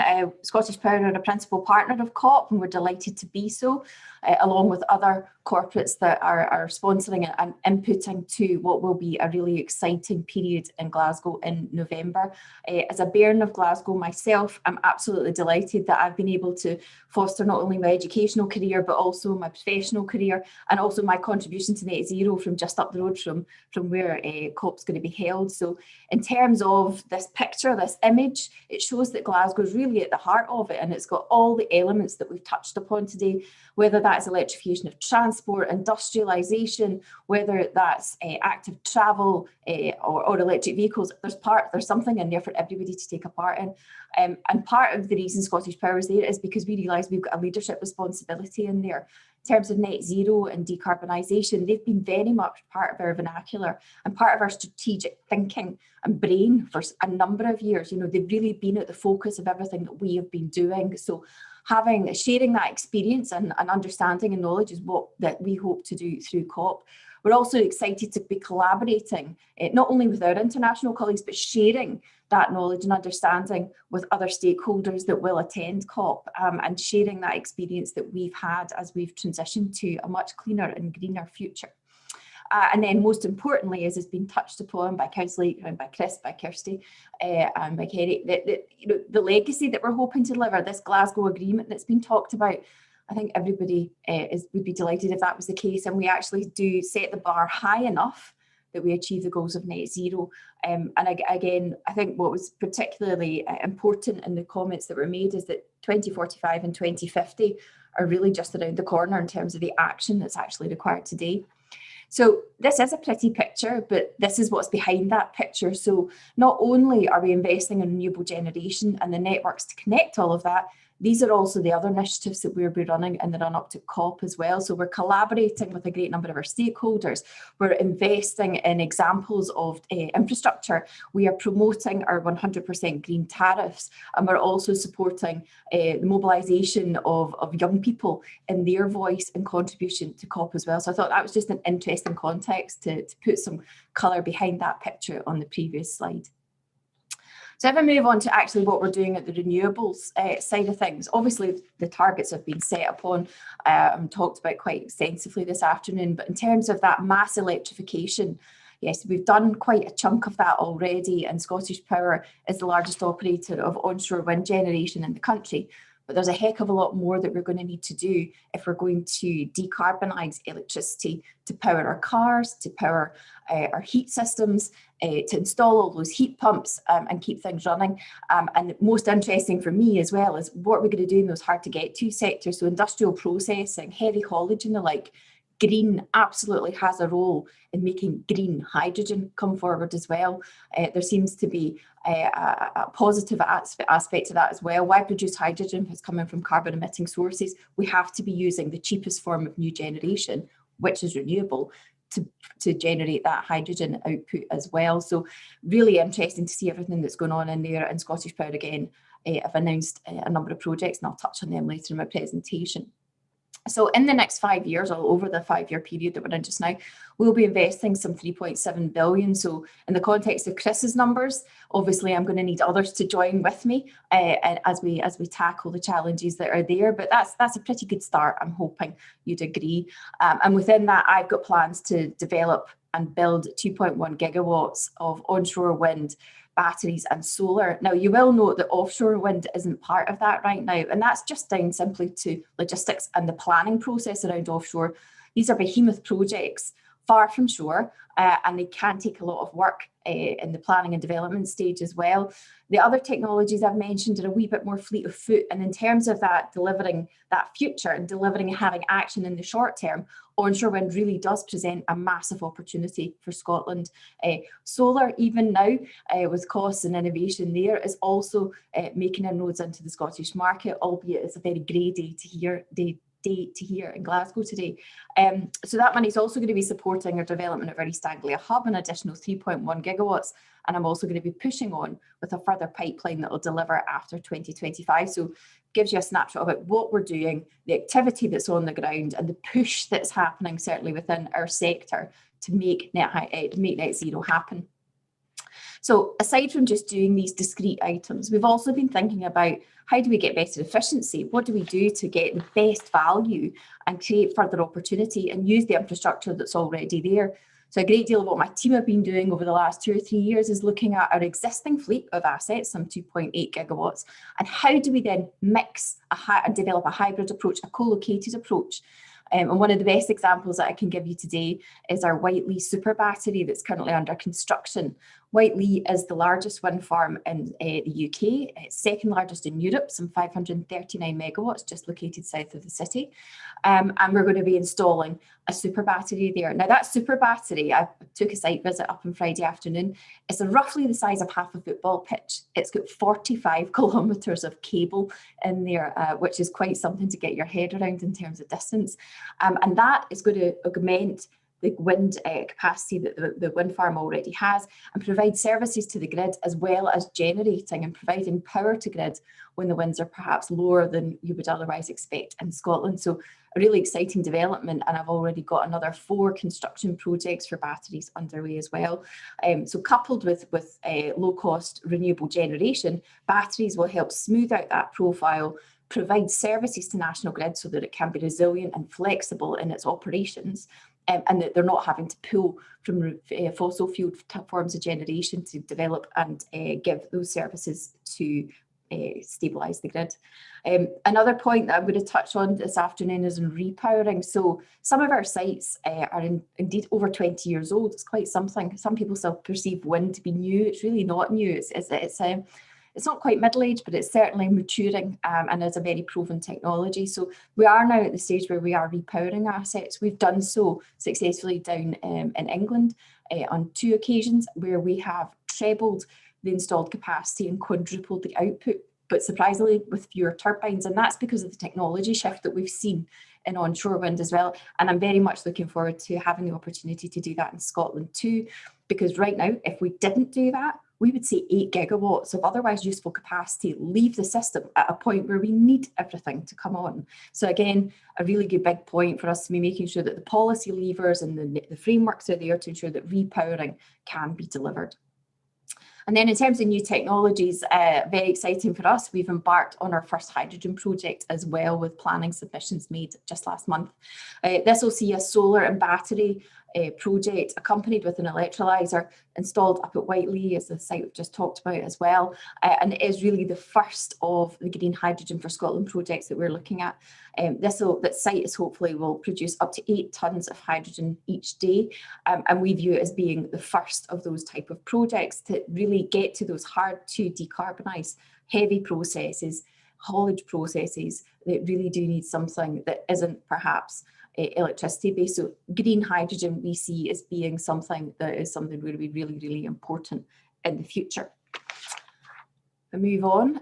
This is just an example in terms of the economic benefit, and this is why we do this. You know, aside from the net zero and aside from the green side of things, there is a huge economic imperative for us to be investing in green generation, and particularly coming out of COVID. If we want to get things right coming out of COVID, we want to be doing so and making investments that are the right choice, the sustainable choice, and something that we know is a benefit to the community's benefit to society, and indeed not repeating the bad habits of the past. So this is just a snapshot of what Whiteley's delivered over its first 10 years of operation. We commissioned a report, and you know, the figures in there were staggering. You know, the amount of UK content that Whiteley achieved 60% coming from UK companies, which is awesome. And if we then extrapolate that out to where we are today with today's fleets that we were distributing, we could be getting close to 70% from new onshore wind. So onshore wind is absolutely not dead. And indeed, when you consider the USP that Scotland has, it's got 1% of Europe's land mass, but 25% of its wind. Using that to support onshore wind development and offshore wind development around our coastline is really a bit of a no-brainer in terms of the jobs and opportunity that presents for rural communities, coastal communities, for manufacturing, and also the supply chains that support all of that. So just an interesting snapshot about where we are with onshore wind and its impact. And then just that final slide capturing some of those messages that I've mentioned as well about the opportunity we have. And indeed, we link that in then with the jobs that will be created through energy efficiency. So the 20 million EV charge points that will need to be installed across the country as well, and the 22 million heat pumps that will need to come on too. There's going to have to be that transition from technologies of old to renewable technologies today, and that's all part of the opportunity. What I've been really pleased about is the fact that we've gone through that. I've got people that work in our control centre up at Whiteley who formerly worked at Longannet. Longannet was Scotland's largest polluter. They now get to come to work at Whiteley, performing a similar but different job in a very different environment. And whenever I speak to Tom, he's delighted that he's made that transition, and I'm really delighted that we'll have the opportunity to support other sectors in their journey as they decarbonise and they move to a greener way of running their businesses, supporting the customer base, supporting stakeholders and delivering a cleaner, greener, better future for everyone. So that was all I was going to mention this afternoon. I'll hand back now to Martin.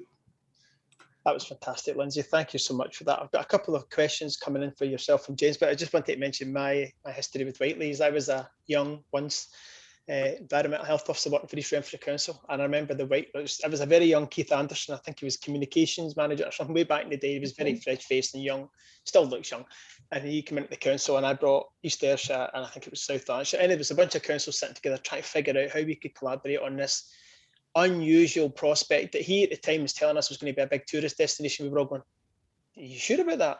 And wow, talk about a success story for Scotland. So well done for your tenacity in that one.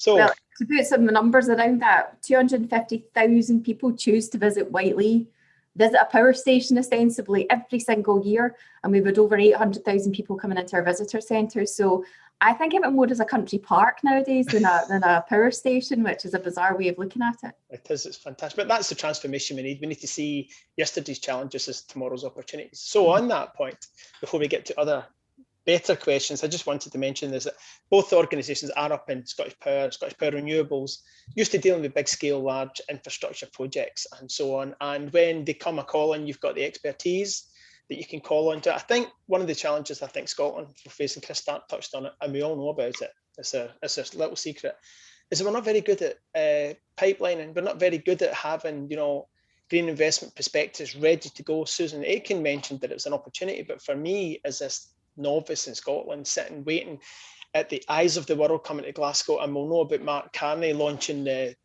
Global Finance Association or something for net zero, GFANS I think it was called last week, talking about trillions of dollars coming to Scotland, looking for investment. How can we, in a very short period of time, trick question time, how do we use the expertise that you guys have got of dealing with pipelines and understanding prospects and planning and so on? How do we manage to get ourselves to the place where in just a few months from now is that we've got this £10 billion green investment prospectus?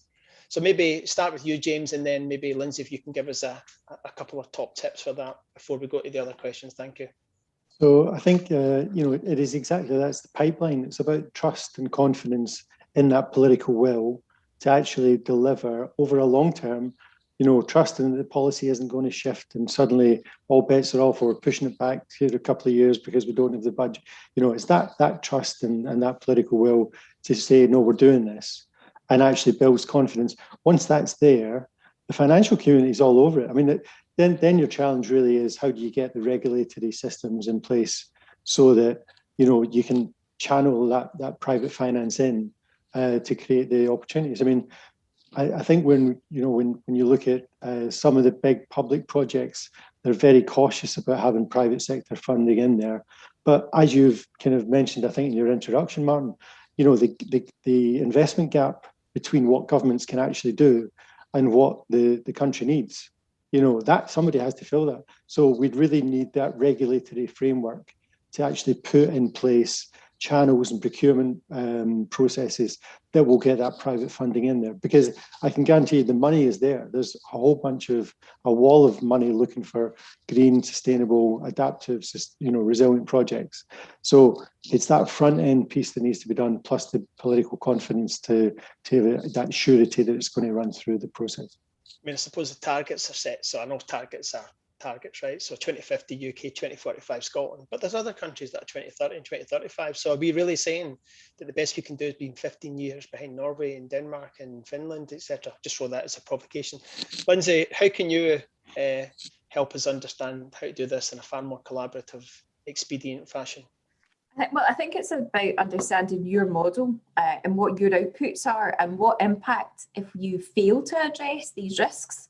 What does that mean for you? So I do think that certainly the finance sector, as has been touched on already, they've kind of really woken up to this in the last maybe 3 years or so. Previously, they were there was a different mindset there. What I would say is that sustainability and indeed the risk to supply chains and the fragility of those supply chains due to extreme weather, internationalisation of our economies, and that interdependency that we all have. If you don't understand the risk that climate emergency and the climate risk has to that, organic structure that you're part of as your business, whether you're private sector, public sector, there will be an interlink there. So I do think that there's a need to understand that risk environment. And I do think that the finance community, having gone through that journey and understood the fragility that's there, they've now changed their mindset, and there is a bit of, calls for keep it in the ground. You've seen the oil majors really coming in. Frankly, they're coming into the space where we are, I think they call us a green energy major now. We're GEMS as opposed to an oil major. I think it's really interesting to see them coming in now. They're late to the party. We're already there. And I do think that there's been an opportunity with us being an early mover. But in terms of everybody else coming on, I mean, I think listening, participating in events like this, as I say, we've been holding a number of events in the run up to COP as well. But I do think it's about that information exchange and awareness of what's going on, what the opportunities are, and how you can future-proof your supply chains, future-proof and respond to your needs. The procurement piece is fundamental, as James has said and was touched on earlier too. That that if you're a buyer, if you're bringing in somebody into your supply chain, you challenge them. We're doing that here. We want to know that we've got sustainable operations. We want to know that our supply chain is coming with those green credentials that we're trying to strive for as well. So I think that there's a bit of carrot and stick going on there as well. The opportunity is you're future-proofing your business. There's pent-up demand for green goods and services. People want to do that. You've seen the likes of corporate PPAs as an innovation in our market, where you don't necessarily have government organised auctions all the time. Still the best way of bringing forward low-priced energy for the masses, for general distribution to the population. But you've also got corporates coming in and saying, it's really important that I know where my green energy is coming from. So you've got Amazon, you've got Tesco, you've got Facebook, you've got all of these big names, techcos coming in as well, and large banks coming in too. So there is an awakening of that supply chain to what green presents. So I would encourage people to talk about it, think about the risk model that you're running your business or your private or public enterprise from, and consider every element in there. It is quite a transformational way of thinking. And it really will, set your outcomes and the answers that you come up with in quite a different light. That was brilliant. That transformational way of thinking is something I bang on about a lot. I think what's gone wrong in the past is the environment has been viewed through the lens of compliance. We want to do this cool stuff and then we'll manage that and make sure. So what you were doing is you were basically saying a CSR, a compliance expertise, and you can just look at the jobs and you'll see that environment, health and sustainability, and you're going, that seems like a strange grouping. For me, sustainability are the rock stars of your business. They're not the gatekeepers. They're the people who go out and develop ideas. They're saying, listen, I can help you develop carbon neutral whiskey. Let's chat about that. rather than I'm the head of sustainability, I'm going to make sure that everything looks good on the books and our shareholders. Well, that didn't work. We're still in a climate emergency, so we're going to have to drop that narrative. So when I'm King of Scotland, and by the way, it's happening, I'm going to change how everybody, all the sustainability people, I'm going to fire them from their existing jobs and re-employ them the next day in business development, because that mindset will shift from I'm not a defender, I'm a striker. Dreadful metaphor link, but you get the point. And James, there was something you said too about partnerships, finding unusual partnerships to try and make things happen. I think that's the one thing that we have at our disposal in Scotland. We're such a small nation.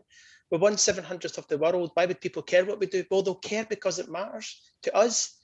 And what matters to us can resonate around the world. And that sounds a bit melodramatic, but we need melodrama at the moment. You know, we haven't got time for insipid, you know, on one hand this and the other hand that. This is about being focused, getting on with it and being relentless until we get there. So I think I've got a question here from Ewan Mearns. Everyone will know Ewan Mearns. He's brilliant. He's fantastic. He keeps me right on everything I do. And it's a question to you, Lindsay. He's saying transferring the skills from Linganic to Whiteley is a great example of diversification to tomorrow's economy. But how do we help more SMEs adapt to the net zero opportunities more quickly? And how can we engage companies to accelerate to the net zero transition? And then maybe if you've got something to add supplementary to that, James, but I'll pass that to you first, Lindsay, because you were involved obviously in this major shift. Yeah, so, I mean, I had to say it builds on what I said before, but I think that there's an obligation really on us all to think about how we can foster that supply chain. I mean, I touched in my presentation on the degree of local content in each of the investments that my organisation's making, and it's up to me that I'm not, you know, setting a bar that SMEs and local companies can't comply with, that they can't then contribute. It's important that we realise that there is local content capability and huge innovation in Scotland as well that we can tap into. So, you know, looking at the funding structures that are available to SMEs, engaging, as I say, in organisations like this is going to be how we think about it. I do think in terms of adapting more quickly. There's almost a shopping list of what things you need to do, and even if you are a small and medium-sized enterprise, you know, there are steps that you can take in terms of your approach to energy efficiency, your procurement strategy, how you're marketing and branding yourself as well to your customers and your key stakeholders. How green are you already? You might actually surprise yourself if you do a bit of an energy audit or a sustainability audit on your operation, and then making and building in that confidence really. There's also other organisations, and I know that CBI Scotland and I think Scottish Renewables have been doing work with small enterprises as well. And people, I'm going to give a plug to one of the companies that we work with, MacArthur Green. It's a small business that I know the directors of as well. Both, Kirsty and David both worked with me, and I think Kirsty and I were teetering around in our high heels when we were both pregnant 11 years ago as well. They've now set up a small business in the West End of Glasgow. And I've got a team of around 50, I believe, supporting energy transition and green transition, not just in the energy sector, but also looking into other sectors as well, and really playing their part. They've actually moved to not just be net zero, but to be a negative carbon business, which is quite something. And again, they're pushing that down into their supply chain, and they've done that as an SME. I think there's good stories online. If you look up MacArthur Green and their story, they can give you a bit of a view. So sharing that experience, I mean, I'm sitting here as a corporate, I'm probably in a very different position to a lot of you, and I have to confess that I've spent my entire professional career pretty much in a corporate environment, so it is difficult for me to make that transition, but I know of others who have done it, and I know who to speak to learn more. So I think it's reaching out, making those connections, speaking to the likes of CBI Scotland, speaking to the likes of Scottish Renewables, and understanding how you can transform your model, your business to try and do that as well. And in terms of engaging more companies, I think it is about creating expectations. You don't want to be the last man standing in the out crowd, you know. It's become, you know, green is the new black, you know, it's the new trendy thing to be. Green is where we all want to be. So, and if you're not green, then what are you? You're part of the naughty list. You don't want to be on the naughty list. Nobody wants to be on the naughty list. So I think we've got an opportunity there to create a bit of peer pressure as well, and really be pushing on to do the right thing. Yeah, I couldn't agree more. And again, back to what James was speaking about, carrots and sticks. Yes, we need carrots and sticks. We've done lots of sticks. We need more carrots. There's something about how do you inspire people into a new space rather than manipulate them? How do you inspire people to see that that's the future? I mean, a lot of the banks that you see are now not pivoting. They're leaping into this agenda. The oil and gas sectors are leaping into this agenda, and they're welcome. Because what we're not going to do in Scotland is throw the baby out with the bathwater like we did with the coal sector, because we hit the jackpot twice with the geology, and we need to hit it the third time with the geography. So, James, I'm going to, I'm conscious of time. There's lots of questions there. I might not get to them all. I'll maybe share them with you an email later, and you can get back to Rose and Ewan, for example. But James, are there any final things you want to say to us now before? Because after you, we're going to go to the poll and find out where we are. So give us some wisdom, please. Super quickly, and I think it's a reflection of what we've heard from pretty much all the other speakers, but also in this panel. I mean, what you're really looking at is if you're not investing in the future, you're basically deciding that you don't want to have a future in your business. That's the feel, you know, and you look at it in a SME scale, and it's just as true as a macro scale. I mean, John Kerry said it really well when he said, you know, like, what's the cost of, like, you know, this kind of climate resilience, well, they're paying it every year, you know, 300 billion a year just in sweeping up after them after the climate impacts, you know, and that's true of every country that, you know, is in this boat. So I think, you know, having a planned investment strategy is much better than reacting at the end as a kind of a last mover and pretty much setting yourself up to fail. So I think that would be and that's true if you're a big company, a little company, or anything in between. You know, some people would be surprised hearing that this is a bunch of people from Scotland, predominantly, and people in Scotland who are Scottish anyway. Even if you know it or not, you're Scottish. That's the new rule. And if you're interested in being green, you're Scottish. And if you don't, then I think it's like go green or just go. I think that's the kind of narrative for us, but not from a negative stick way. This is the carrot way. What we're saying is that we want to provide the Spotify version of the world. What's the point in trying to incrementally improve the Blockbuster version when everybody's gone? I don't need that anymore. You are redundant to us. This is the new way we want to do things. So for us, the new way to do things in the green space is through hope.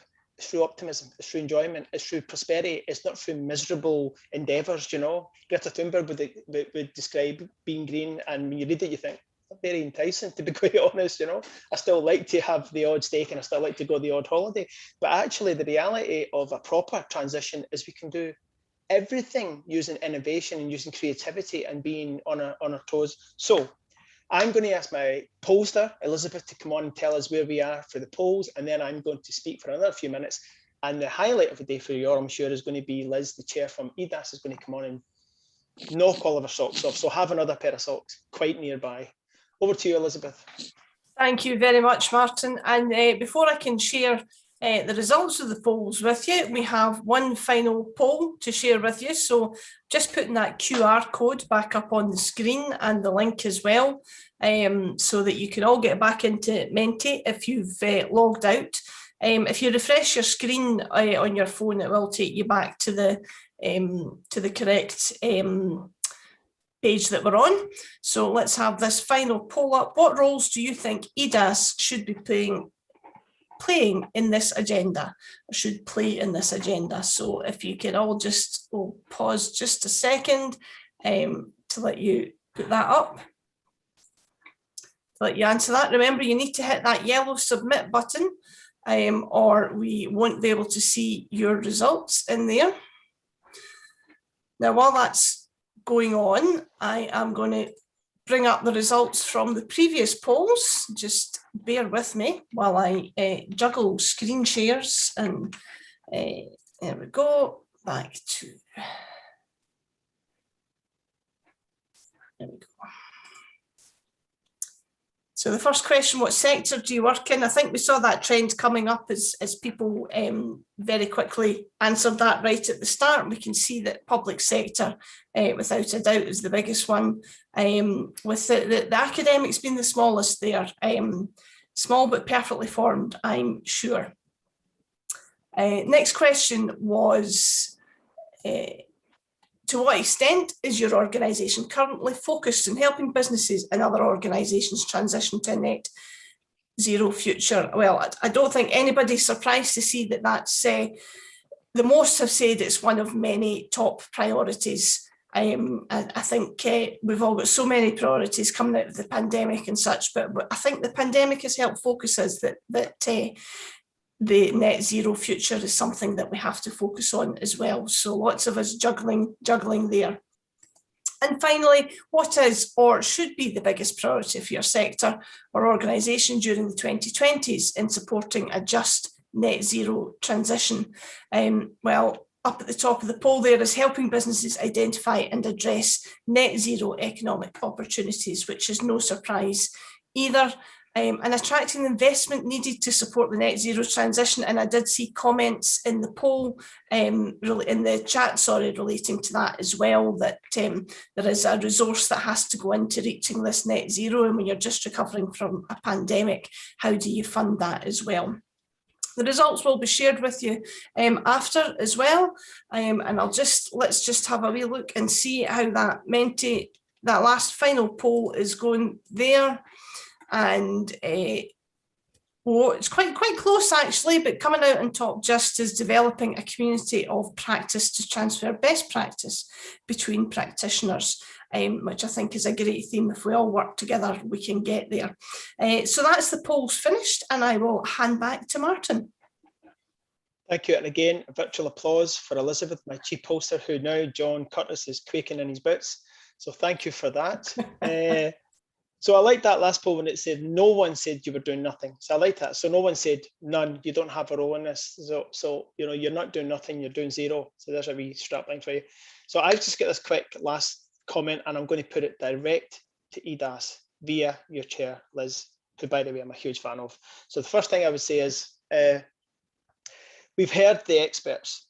You felt the vibe. If you haven't, then you need to give yourself a wake-up call, because this is a unstoppable journey to net zero and just transition. You either are part of it, or you're privy to it, or you're away from it and you're looking on thinking, I should have been involved in that. And here's a newsflash, that your expertise, yours, not mine, yours, is the very expertise we need at this most critical of time. So when your granddaughters and your grandkids, etc., or your nieces and nephews are saying to you one day, what were you doing when COP26 was coming to Glasgow, when the world was trying to figure out how to have an economic adventure that delivered prosperity for all, delivered well-being for communities, and delivered nature-based solutions in that kind of all altruistic, fantastic vision?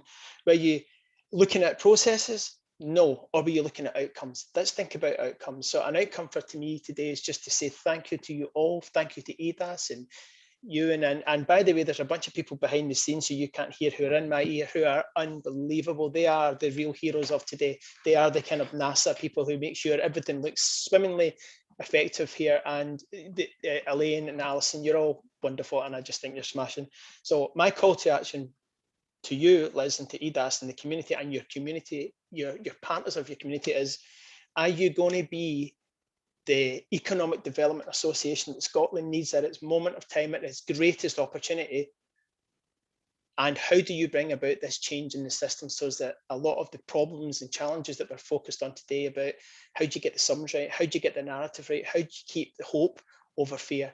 So my call to action for you all is, this is your time. I know you've had your time, you've been doing lots of brilliant stuff, I'm not saying that, but this is the time the country needs you most. So Liz, I'll maybe pass on to you, and I'd like to thank you all for having me here today. Thank you.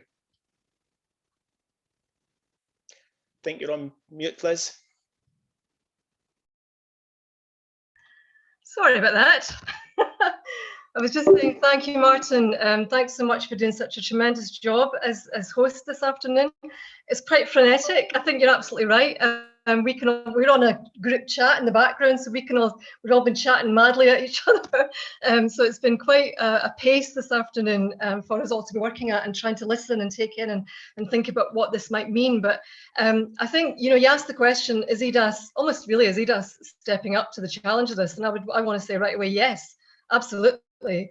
I think if you look at our strategy, I would encourage everybody to look at this. It's there. It's why we've created this event. It's why we want to build momentum about what we're doing here. It does feel different. You're right. I think EDAS has been a fantastic organisation over many, many years. working in quite a mainstream, taking a very mainstream approach to how economic development has evolved and the priorities within that. But there's a massive shift clearly taking place now. And I think that we're in the right place, as you say, Martin, at the right time. I'm going to reflect on some of the things that some of the speakers said, because I think this is going to help us to have the conversations that we have to have now. There's kind of initial reaction to what's happened today, but there's also going away and having some conversations with our board members, etc., to think, okay, what does this mean for us? But just some reflections. I mean, I loved the way that Susan began the session by saying climate change and social change go hand in hand, because that completely chimes with our vision. She set a challenge to our audience, all of you here today, to have ideas ready for November in time for COP26. Ideas around opportunities that can be rolled out at scale. And I think EDAS can really create spaces for collaboration and ideas sharing and learning to support that process. So as part of this, I would want our members to be thinking about how each pound of investment that you're taking on board in this agenda makes not just climate impact, but also makes social impact. So we'd really want to support that. Chris also covered obviously the 4 areas. I thought all of the speakers were fantastic. So I really want to thank everyone's contribution. But I think, Chris was great in terms of crystal clear, messages around reducing the high carbon demand, adopting low carbon technologies, building infrastructure and capacity for low carbon fuels, and making changes to the natural world. Those 4 key planks, if you like, in the approach that needs to be taken. Well, all of this is going to be, I think, clearly much more the mainstream of economic development going forward. So I think we have a question now in EDAS as to how do we support that? What does that mean? What does it mean for our education programs, our CPD, our learning, the spaces that we create for dialogue? So I think we want to reflect on that, but what we would be saying is absolutely we want to make sure we're creating those spaces for that. Chris and Kirsty, we're also encouraging everyone to see this as a challenge for their own work and your own roles as individuals. And also, I love the way that Chris was placing a call to everyone to be leaders. And I think that's about being leaders in both your professional life, but also in your personal life too, because this is so momentous at both societal level, and professional level. So again, from an EDAS perspective, I would want to look at what EDAS's role is there to play, if you like, in facilitating that leadership role, via our learning program and our practice events. And I think we're looking at a new kind of leadership here as well. A different kind of knowledge basis and different skill sets are needed. So, we're really well placed, I think, as an organisation, because of the academic links that we have and that we utilise, to reimagine our learning and our CPD programme to support all of that. James and Lindsay, again, very tangible examples of private sector-led interventions at the forefront and the vanguard of thinking in this agenda, really forward thinking. But they also, I thought, was really important.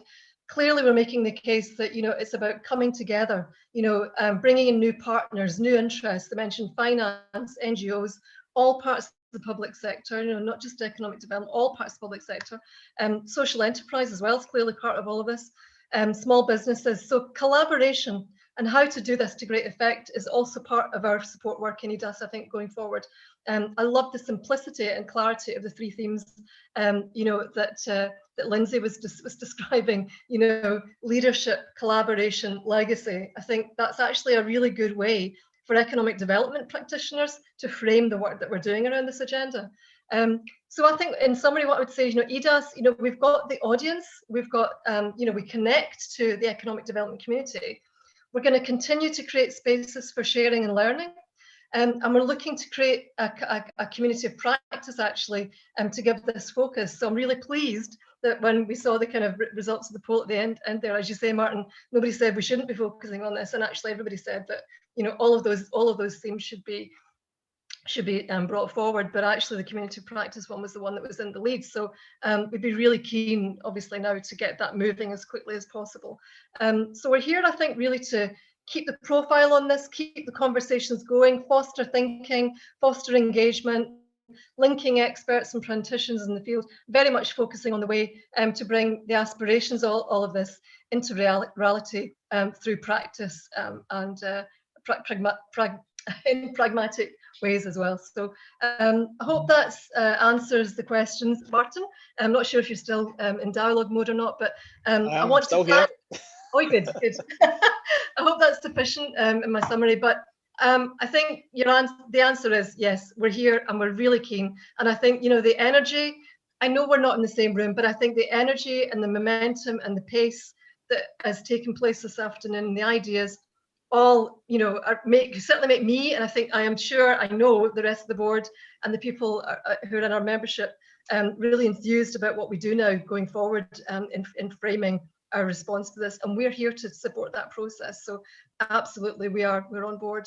I think I'm now summing up and or saying the goodbyes and so on. So I'm just checking the time here. It's 15:20. So yeah, it's time.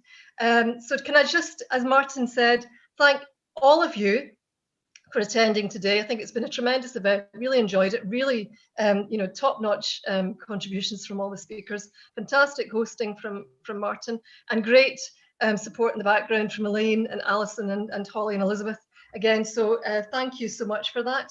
And I think what we'll say is just watch this space. We have got our second conference will be taking place in a few months' time. That will also be within the framework of climate change, but looking at people. So we will be able to share details of that within the coming months. We'll obviously keep you posted as to when that will take place and who we've got coming forward in terms of speakers. But I think really exciting time for us to be engaging with this agenda. But actually, it's almost not optional. We need to be part of this because our community has so much to contribute, and really, it's really vital that we're part of the team. So thanks everybody, and we will see you all again very soon. And sorry, I should have said thank you to our sponsors again. I did say that at the beginning. Okay, take care everyone. Stay safe meantime and enjoy the opening up. Bye now.